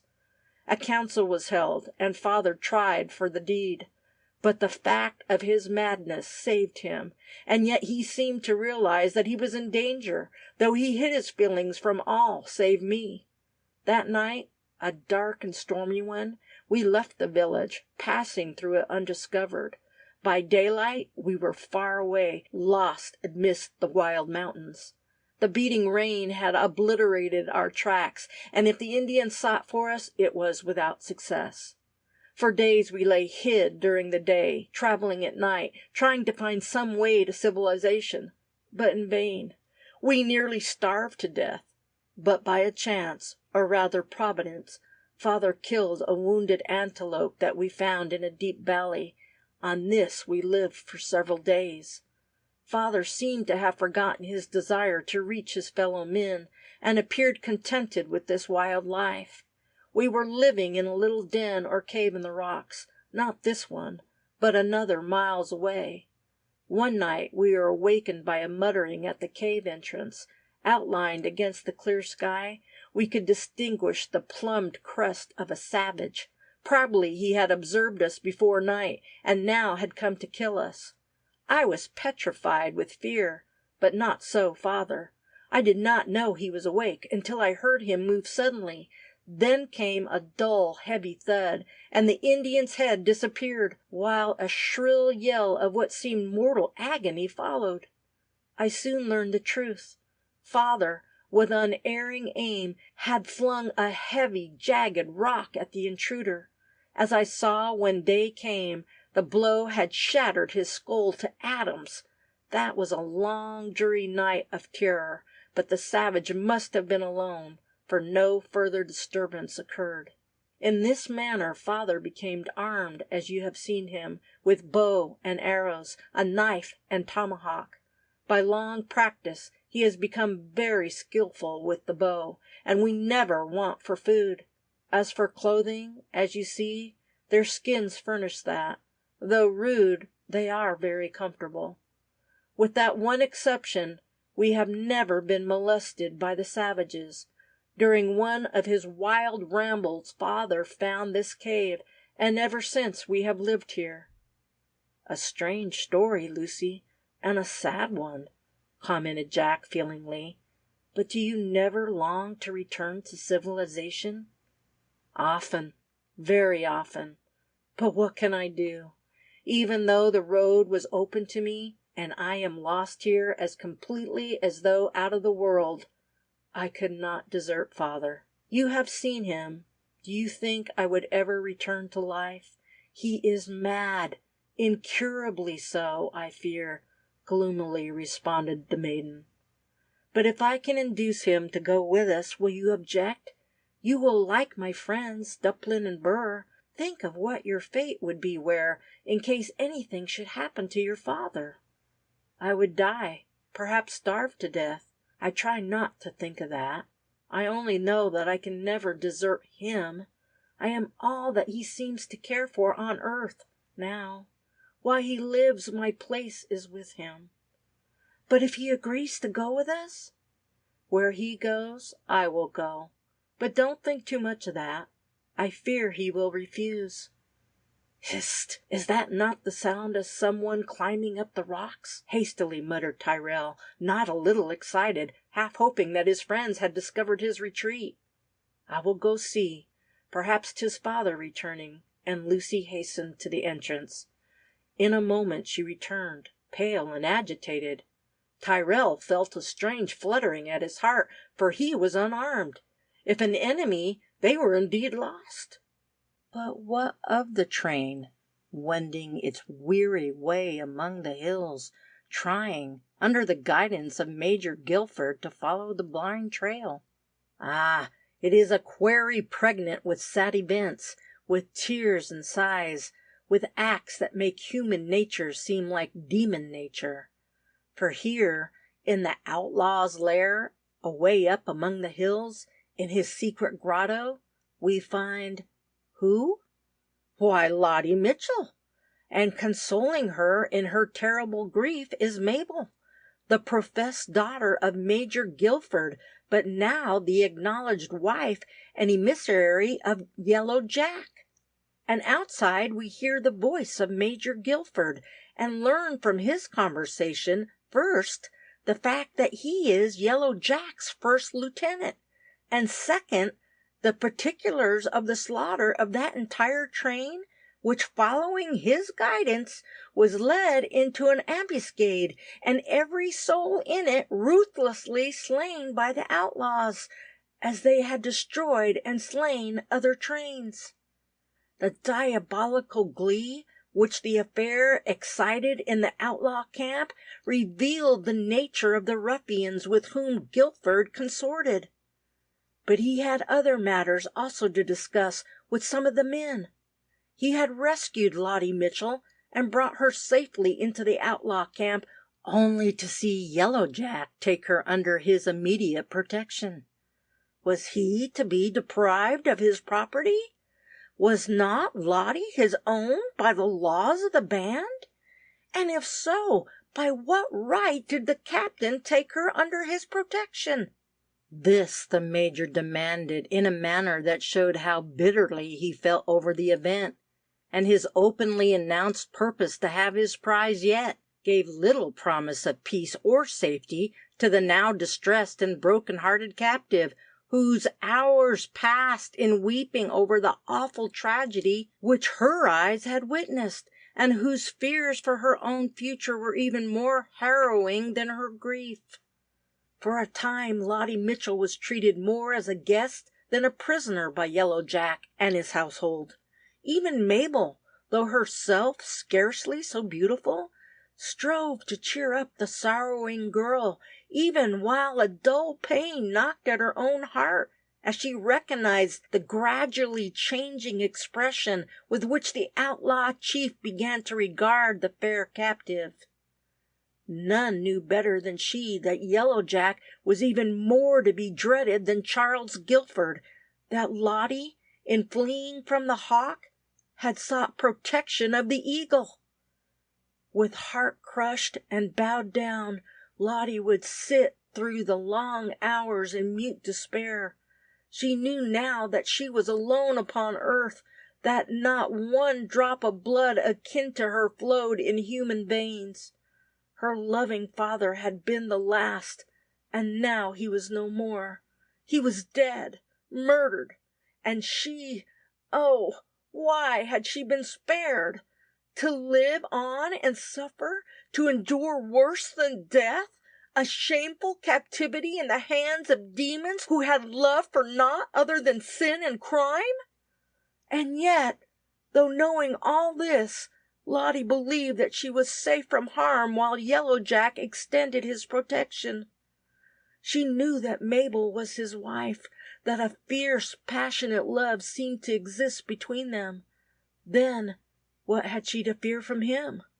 Thus she reasoned, but the mask was soon to fall from his face, the scales from her eyes. The trial, though slow in coming, would lose none of its force on that account. A brief scene had followed the unceremonious despoiling of Guilford. His fiery, untamed nature was not one to submit without a word. Besides, he was backed up by the laws of the League, that distinctly said a man possessed the sole power of life or death over any captive he might chance to take unaided. Guilford waited until the entire band had returned. Then he called them around him in the little square of unoccupied ground near the center of the village. His undaunted bravery and boldness had made him very popular among the outlaws. In hot, angry words, he told them how he had been treated and how the laws of the League had been trampled upon without cause or provocation. He demanded their vote, whether the captive rightly belonged to him or to Yellow Jack. The outlaw seemed about to reply, to give the words utterance that would please the orator, when a clear, metallic voice silenced them. The outlaws, bold and desperate men though they were, seemed awed and shrunk silently back, parting before the approach of that one slender, frail-looking man who so negligently puffed at a tiny cigarette. "Pardon, gentlemen," he uttered, the words dropping with a cat-like softness from his red lips that curled in a smile at once sweet and cruel. "Hearing my name mentioned, I come to plead my own case. Guilford, what is your grievance?" "That you took by force from me a captive. By the laws of the League you had no right to do this. She is mine alone. I demand her return." The words were spoken boldly and without hesitation, yet the manner in which the flushed face suddenly turned white told that Guilford by no means underrated his danger. It was like playing with a half-tamed tiger. At first its talons might be sheathed, but who could say how long this would last? "So you consider yourself an abused man, do you?" slowly drawled Yellow Jack. "I deem my rights as a member of the band abridged. By the laws laid down by yourself, you are wronging me in taking away my property." "And if I return her, this property of yours, you will overlook my mistake?" "Gladly, cried Guilford, too excited by the pleasing thought thus presented to read aright the sneering tone and the yellowish glitter of the black eyes. "You are very kind, but I fear both my wife and your property would object. Besides, I've taken a notion to her myself, and captain before lieutenant, you know." "Then you refuse to? Bah! Why so much to do about a trifle? You grow tiresome, Guilford. We will have to select another officer from the ranks." At this sentence, the last, Yellow Jack gave an evidence of his marvelous quickness. A sudden glitter of steel, a flash, a report, and then a death groan. Charles Guilford lay upon his face, the blood slowly oozing from a tiny discolored hole in the center of his forehead. A low cry rose round the group, a simultaneous movement, and full 20 hands fell upon as many weapons. The tall, lithe form drew more erect, with head flung back and eyes that seemed like glowing coals. Click, click, went the notch-like springs of his pistols. The sullen roar of 20 voices ceased. The weapons, though still clutched, were not drawn, and the foremost slowly shrunk back. Fear was written upon their faces, and all this because one man seemed awakened. But that man was Yellow Jack. "Gentlemen," began the outlaw chieftain, and his voice was as even and gentle as when he first spoke, "I have a few words of explanation to give you why I shot that carrion. It was because he was a traitor at heart, to me, if not to you. I saved him from the hangman's rope and brought him here. He served admirably as a man, but raising him to be an officer spoiled him. You elected him. I could not refuse, though I knew that this day must come in time. Well, he's dead. There is no use in producing proof of his treachery unless some of you demand it. Then I will comply, of course. Is anyone dissatisfied? If so, let him advance and give in his plea." No one advanced. Perhaps they deemed it scarcely prudent to do so, with that body still lying before them. Yellow Jack smiled. He had conquered now, even as he had scores of times before, by sheer audacity, and now Lottie Mitchell was his. No one could dispute his choice unless he scowled as he thought of Mabel, his wife. "Good. I am glad to see you so sensible. Of course, we must have another election. Tomorrow will do. Talk the matter over between yourselves. The choice lies with you." And then Yellow Jack walked away without so much as a glance at his victim.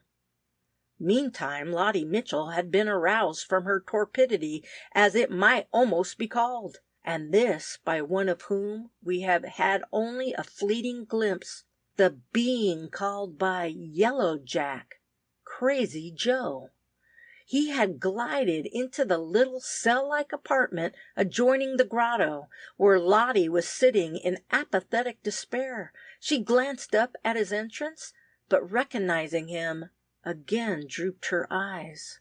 "Lady," whispered Crazy Joe, after a keen glance around the chamber, "cheer up. You have a friend near who will do his best to free you. Be cautious. Do not cry out. If they suspect who and what I really am, both you and I are lost," he added hastily, as Lottie gave vent to an exclamation of surprise. This was the first time she had heard him utter an intelligible sentence. To her, as to others, he had been the harmless idiot.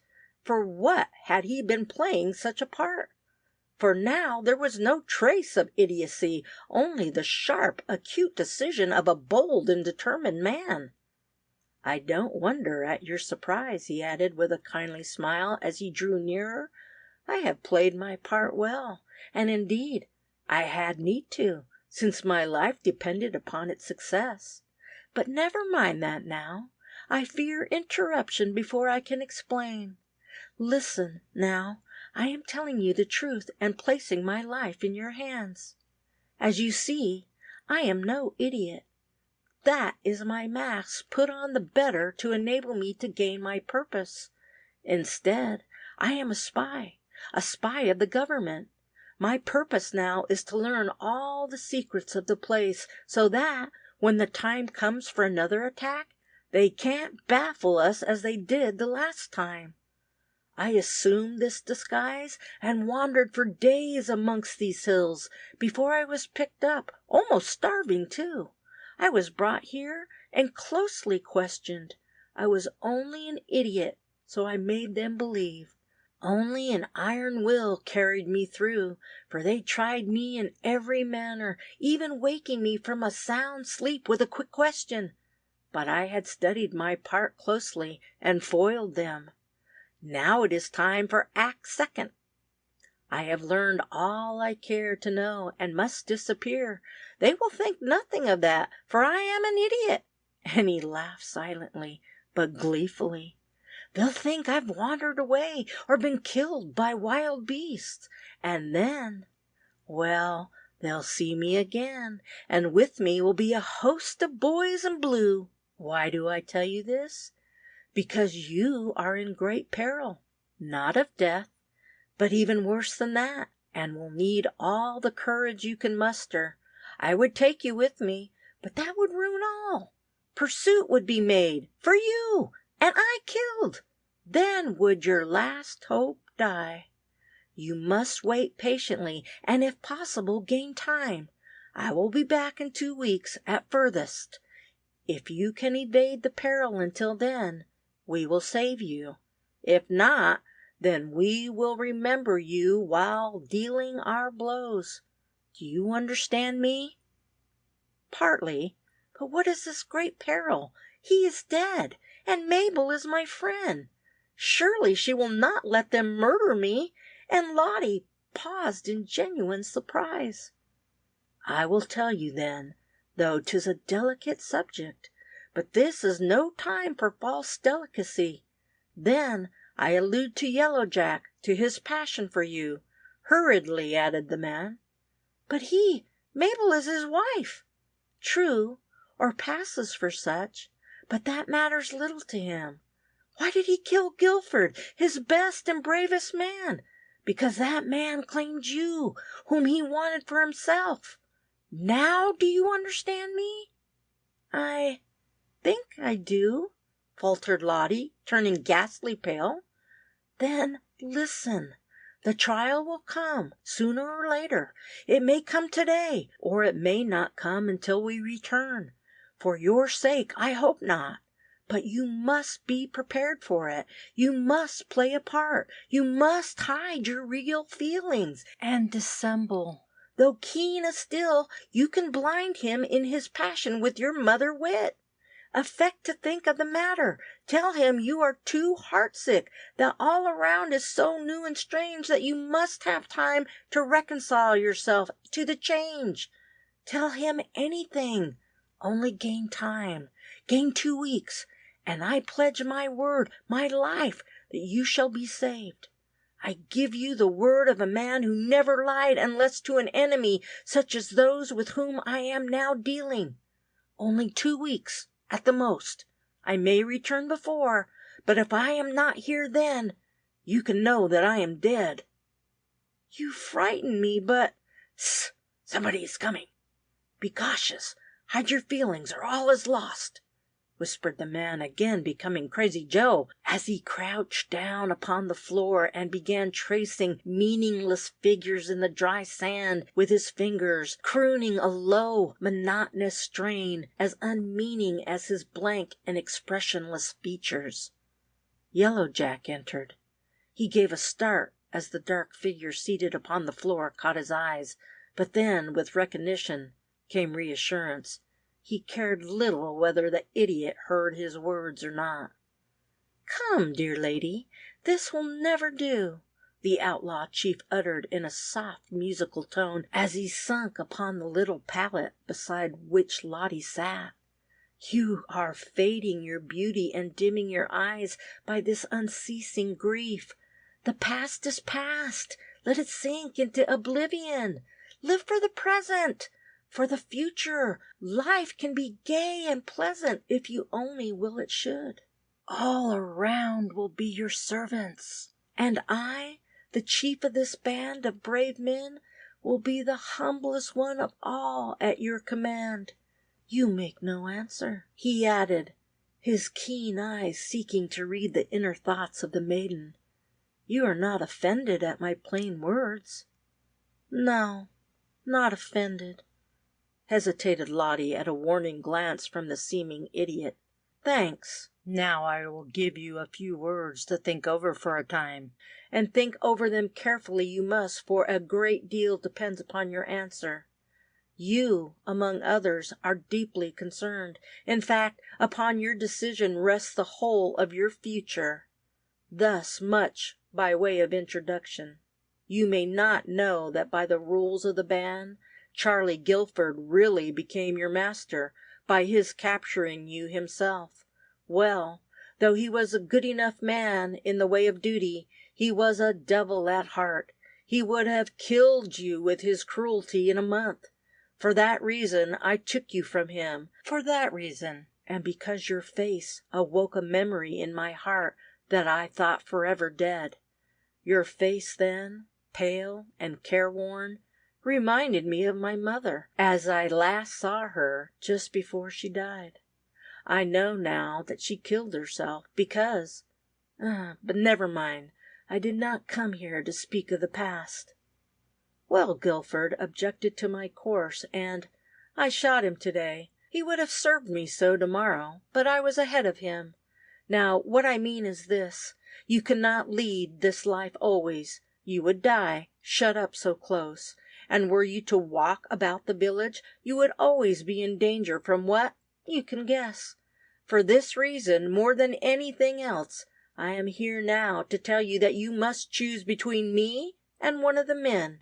In other words, you must become my wife. You? But Mabel is your wife. Well, she passes for such, and so did the one before her. Never trouble about that. You must decide upon what I have told you. I must go now. You can give your answer tomorrow."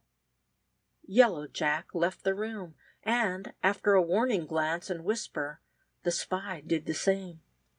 That night Crazy Joe disappeared. As he had predicted, this caused little or no comment. It was only an idiot gone. On the morrow, Yellow Jack again visited Lottie. It is useless to repeat his arguments. They were the same in substance as those just recorded, save that they were more vehement and full of passion.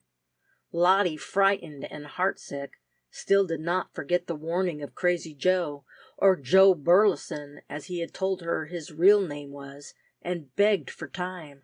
This he granted, though with evident reluctance. Scarcely had he disappeared than Mabel rushed into the room with maniacal fury, clutching a long, keen-pointed stiletto. With a half-stifled scream, she strove to plunge it into Lottie's breast. The peril lent the captive strength, and after a desperate struggle, she succeeded in disarming the madwoman. Then, in hysterical sobbings, the truth came out, and Lottie learned what had caused the sudden change in one who had, until that hour, treated her so kindly. She had overheard all that passed between Lottie and Yellow Jack in the second interview. Fortunate it was that Lottie remembered Burleson's caution never to speak without weighing every word that she said while in her dangerous position. Only for that she would have told Mabel all, have told her how she loathed the very sight of the monster Yellow Jack, and that she was only playing her cards to gain time that she might be saved. Instead, she only disclaimed all thought of winning Yellow Jack from her, that she would far rather matters remained as they were. Mabel, on the other hand, saw only one hope left her, and that was in the escape of Lottie. While she remained, the outlaw would only stray the further from his rightful allegiance, and with that hope she declared to Lottie that she would assist her to escape. Rendered suspicious by this sudden change, Lottie was reserved, though the very thought caused her heart to leap for joy. Thus she calmly listened, without saying yea or nay. At length Mabel turned and left the chamber. In the passage just without, a dark figure met her and clutched her wrist with a grasp of steel. It was Yellow Jack, and in that moment she knew that he had overheard all, and that her doom was sealed. For a moment she trembled. Then her true Spanish courage came to her rescue, and she followed his lead without a word. Entering their own chamber, Yellow Jack, with a terrible courtesy, led Mabel to a softly cushioned chair and waited until she was seated.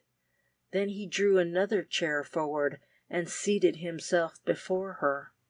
Pale and calm, she met his steady gaze with one as unflinching. "Do you know what is in my mind now, Mabel?" he at length uttered. "Yes, if, as I suppose, you were listening to what I said to her in there. I did hear that you intended to prove traitor to me.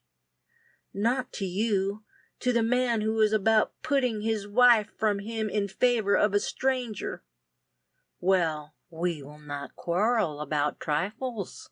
You have known me long enough to guess what such attempts cost. Now I ask you a plain question. Would you rather leave me and return to your people, or die here beside me?" "This is the only choice left me?" Mabel asked, and for the first time her voice trembled. "Is it not enough?" coldly came the reply. "Since you say so, yes. For 10 years I have been with you, through all, day and night. I will not leave you now, of my own will, because I love you. I will die here, but not by your hand." "I am glad that you object to that, because I hate such trouble. Well, to business. First, write a line saying that this is your own deed. The men reverence you so that they might make trouble were they to think I had killed you." Without a word, Mabel did as directed, then again turned toward the ice-hearted monster. He knew not what mercy meant, else he would have relented at that look of ineffable love. "Well, what are you waiting for?" Mabel moved round and knelt beside him. He frowned, thinking she meant to plead for her life. Instead, she wound her arms around him and pressed her lips to his in a long, lingering farewell kiss. Then she rose erect. The bright poniard flashed in the lamplight. It sunk to the hilt in her warm bosom. Slowly she sunk to her knees, her eyes riveted upon his, and with that look of love, died. The discovery made by Burr Wythe was a heart-crushing one, coming just as it did, when they believed that freedom was now within their grasp. And for a time the two friends sunk helpless beneath the blow. But the reaction came soon. It was foreign to their natures to submit without a struggle, at any time, much less now, when to yield meant death, death the most horrible by starvation. They carefully worked with their fingers around the edge of what had once been the entrance. Only hard rock was there, not a particle of earth to give them renewed hope of cutting their way to the outer world by persistent use of their strong-bladed knives. "'Tis of no use, Dublin," at length muttered Wythe, brushing the great drops from his brow. "We are blocked in. We must die here like dogs." "It seems so. All around the mouth seems solid rock. But who can have blocked it up? Not that one we fired at. Surely what one man could have placed there, two could roll away.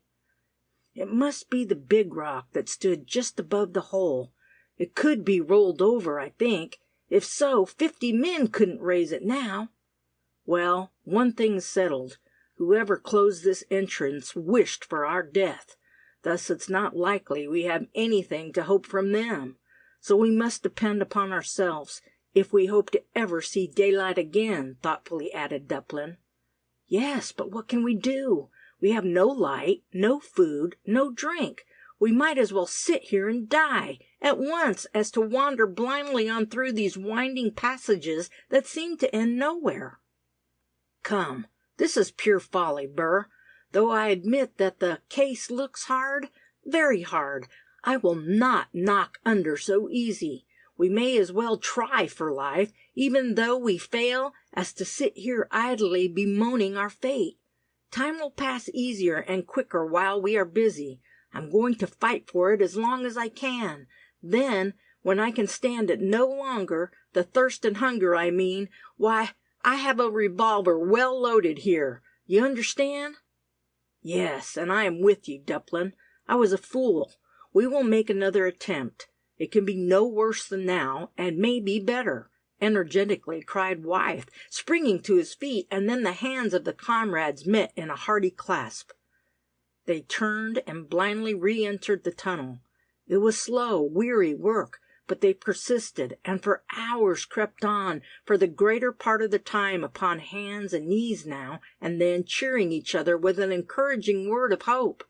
Even was there time, it would be wearisome to follow them step by step through all these winding passages, more than once retracing their steps to begin anew, as they came to the abrupt termination of some tunnel. Enough has already been said to give the reader an idea of their experience in a preceding chapter. Enough to say that kind Providence guided them aright, after almost incredible sufferings, and finally a dim light, far in the distance, broke upon their strained vision. For a moment they paused, fearing to move, to breathe, lest the glad vision should vanish. And in that moment they read the truth. With inarticulate cries they arose and rushed forward. It was no delusion. The light was that of heaven, and then they stood in the open air beneath the welcome sun. They sunk upon the ground, faint and speechless. They were not what is called Christians, and they did not raise their voices in loud thanksgiving for the great mercy that had been shown them. And yet they were grateful. They recognized the goodness of the Omnipotent in their rescue, and their thanksgiving, if mute, was no less sincere and devout than if it had been couched in the most eloquent of terms. Their hands met and were lightly clasped. For a time they seemed drinking in the fresh, balmy air, the clear, glorious sunlight, with a rapture that until now had been a stranger to their hearts. All this was what they had mentally bidden farewell to, as they believed, forever. "We are free at last, Burr," muttered Dublin. "Yes, but I'm awful thirsty," was the prosaic reply. That word recalled them to a sense of their sufferings.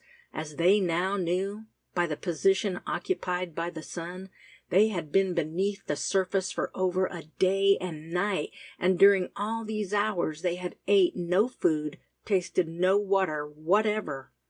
Dublin gazed keenly around. Then he gave a low, husky cry. He recognized the spot where they were. In their wanderings they had passed entirely through the great hill. "Yonder is the creek. Now for water!" he cried, and then sprung forward like a startled deer. Flat upon their stomachs they lay, and quaffed the cool, sparkling water with ecstatic delight. It was almost worth enduring such a trial for the pleasure imbibed with that draught. "Ha!" suddenly exclaimed Wyeth as he started up. "Look at this, Dublin!" And he pointed to a damp, blood-stained rag that lay half upon a rock, half in the water. The same thought struck them both. They had passed through the labyrinth. Might not Jack and his captor or captors have done the same? "It's so," muttered Dublin, pointing to a broad track close beside their own. "There is the same track that Jack measured. Hurrah! We may find him yet." "True, but how? Alive or dead?" In silence the two friends scrutinized the sandy ground around. Finally they were rewarded by finding where the trail led away from the further side of the creek. In silence they glanced at each other as they noted the point toward which the trail now tended. It seemingly led direct to the valley whence they had made that strange discovery, to the cliff in which lived the strange couple. Then the truth struck them, and they wondered that they had not thought of this solution before. The madman was their strangely acting adversary, and in this fact they saw a solution of his wild antics with the glowing skeletons. Surely no sane man would have acted as he had done, have braved such danger. "Dead or alive, we will find Jack there," at length uttered Dublin. "Find him we must, but it requires caution. One man like that could keep 1,000 at bay from the cave, and if he is mad, it would be a crime to kill him, even in self-defense. Come, we will do the best we can." Though feeling morally certain as to where the trail would lead them, the gold hunters did not neglect any precaution, and slowly traced out the footprints. True to their suspicions, they led directly to the foot of the cliff, where they were lost upon the flinty rocks. Concealing themselves, they patiently watched the cliff for hours, in vain hoping to learn whether the madman was still in the cave.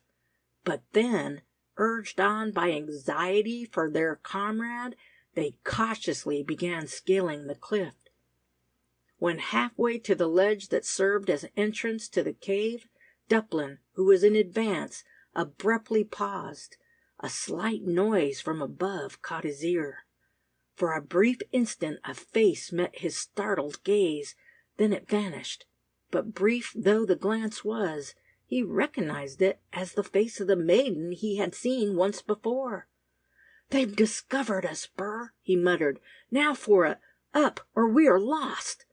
But contrary to their expectations, they reached the cliff ledge unmolested, and then sprung forward to the cave entrance.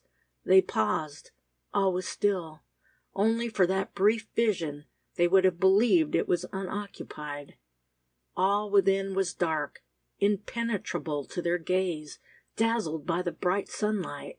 But then there came a cry, a voice well known to their ears, the voice of Jack Tyrrell, for whom they had dared and endured so much.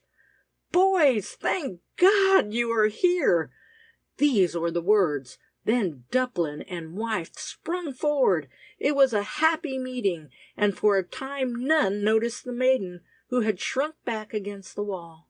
But then Jack glanced around and said, "Lucy, come here. These are my friends. And boys, if you are glad to see me, thank her. She saved my life." This introduction put all upon the best of terms, and for a time that was a joyous group. But then Lucy's thoughts reverted to her father. Where was he? Why had he not returned?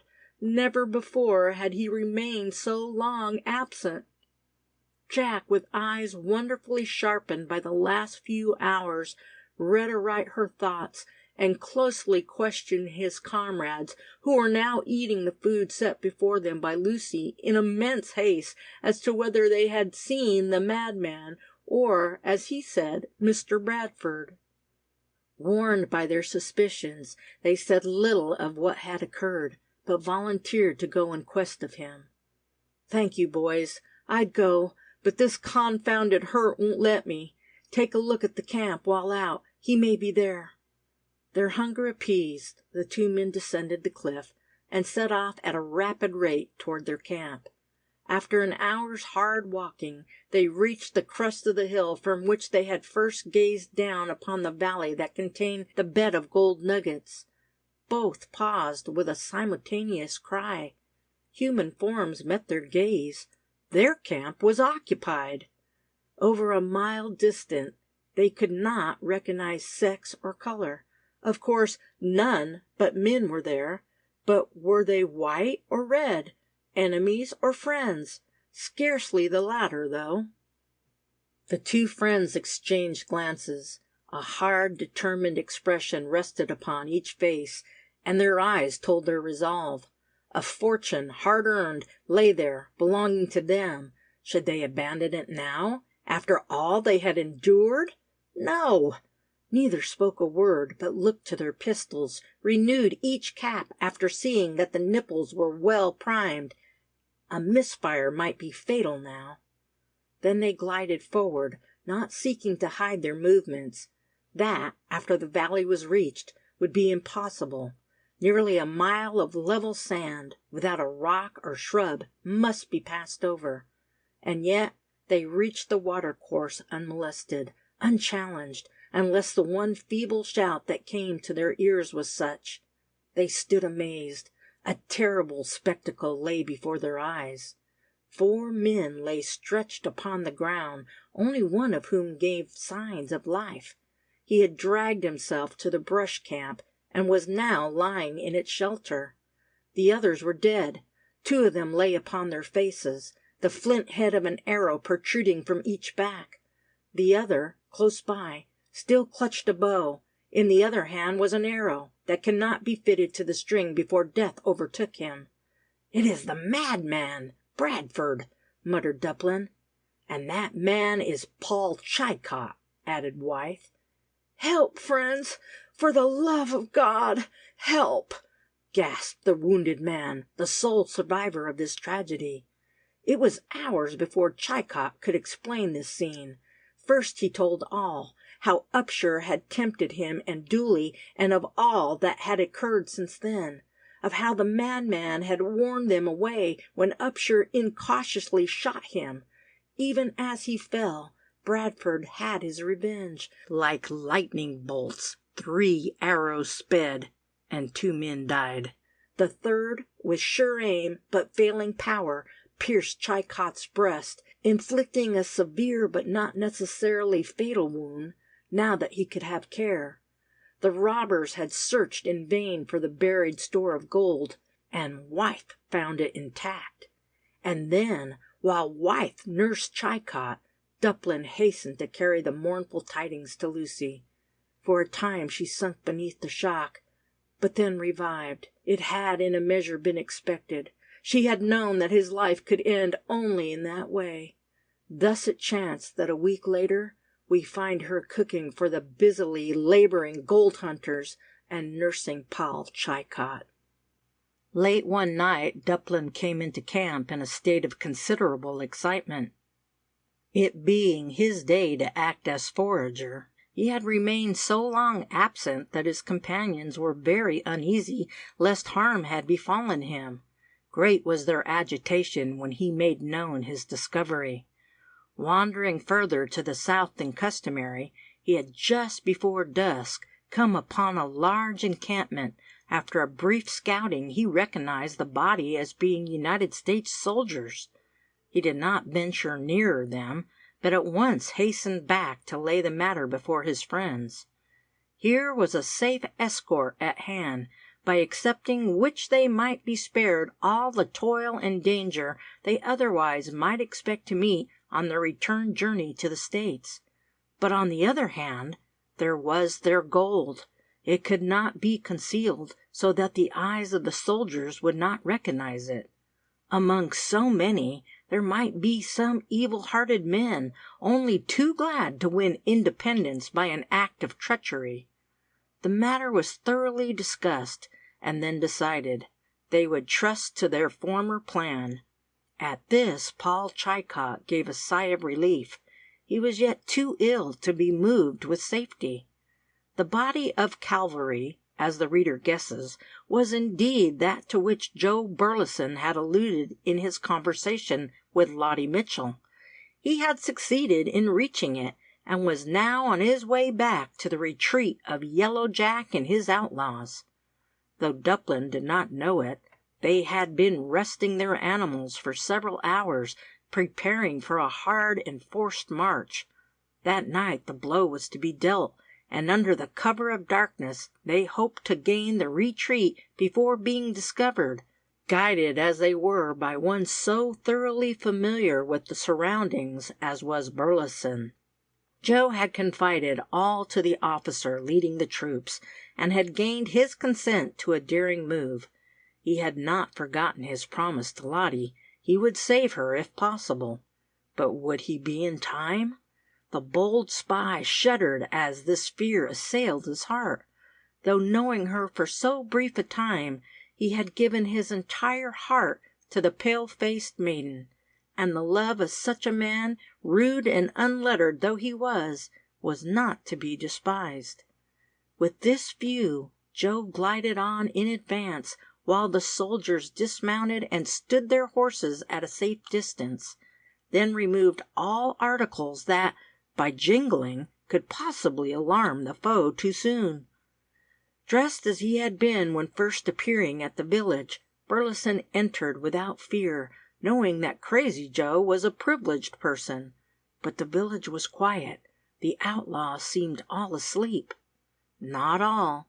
From the hillside, shining through the tiny windows that he knew looked out from the grotto, Joe caught the faint ray of a light, and more. A half-stifled scream came from that direction. His teeth grated together, his eyes flashed with a deadly glow as he glided into the little hut that sheltered the entrance. He recognized the voice of Lottie Mitchell. He paused at the entrance of the grotto. All was still, but a sight met his eyes that fairly maddened him. Near the center of the room a man was bending over the form of a woman. The latter seemed insensible. The man was Yellow Jack. The woman was Lottie Mitchell. Thank God he was yet in time. Such was the thought that flashed across his mind like intuition. Why, he could not have explained himself. He did not speak, made no sound, but he bounded forward like a panther that thirsted for blood. One hand clutched the neck of Yellow Jack, the other uplifted, clutched a long-bladed knife. The weapon descended with a dull, thrilling thud. The steel guard dented deep into the outlaw's back. The blood-stained point protruded through the gaily embroidered shirt front. Without a groan, Yellow Jack sunk forward upon the insensible form of his intended victim, a dead man. The blade had cloven his heart in twain. Tenderly Burleson lifted the maiden from the floor and bore her to the soft couch of skins beyond. Her eyes opened, and a murmur of thanksgiving told that she recognized him as a true friend. In hurried words he told her all, and cautioned her to remain silent. Then, with a lingering glance at her, he turned and glided away to give the signal of death. Silently, like the shadows of death, the soldiers glided up and gained foothold in the outlaws' village. And then, but why give details? Surely enough bloodshed has already stained these pages. That the surprise was complete, that as the roaring flames of their blazing huts roused the slumbering outlaws, the wild yell of assault was given, is enough. The struggle, though brief, was desperate and bloody. The outlaws never thought of begging mercy. They knew that it would be denied them, and so, fighting, they died. An hour, then the band was annihilated. The next day a strange cavalcade left the retreat. Horses and cattle were heavily loaded down with plunder. In a comfortable litter rode Lottie Mitchell. Beside her was Joe Burleson. Poor fellow! He was happy then, but his awakening came soon enough, though his love deserved better reward. In safety they reached Fort Laramie, and then Lottie was taken ill, and only awoke to life again when winter had snowbound all within the fort. And oh, the joy that awaited her then! The form that first met her conscious gaze, worn and pale with long and constant watching, was that of Burr Wythe. This fact is easily explained.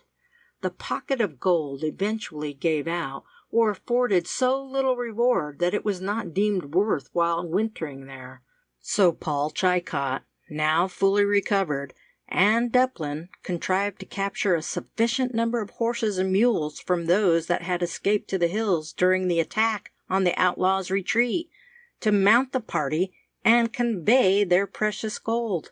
Chicot guided them aright to Fort Laramie, though the most of their gold wad securely cached among the hills where it would be safe. Then they entered the fort. There they first heard the fate of the train they had abandoned, and found Lottie Mitchell, the sole survivor, besides themselves. Burr was prepared to meet Lottie's words concerning the murder of poor Heffler. Upshur had confessed to the deed, and Chicot could bear witness to it. And then, though there was little need of the words, he confessed his love. And Lottie? Well, she gained in health and spirits so amazingly that long before the snow began to disappear before the warm breath of spring, there was a double wedding at the old fort that occasioned more pure, heartfelt joy, as well as boisterous fun and jollity, than ever before marked its annals.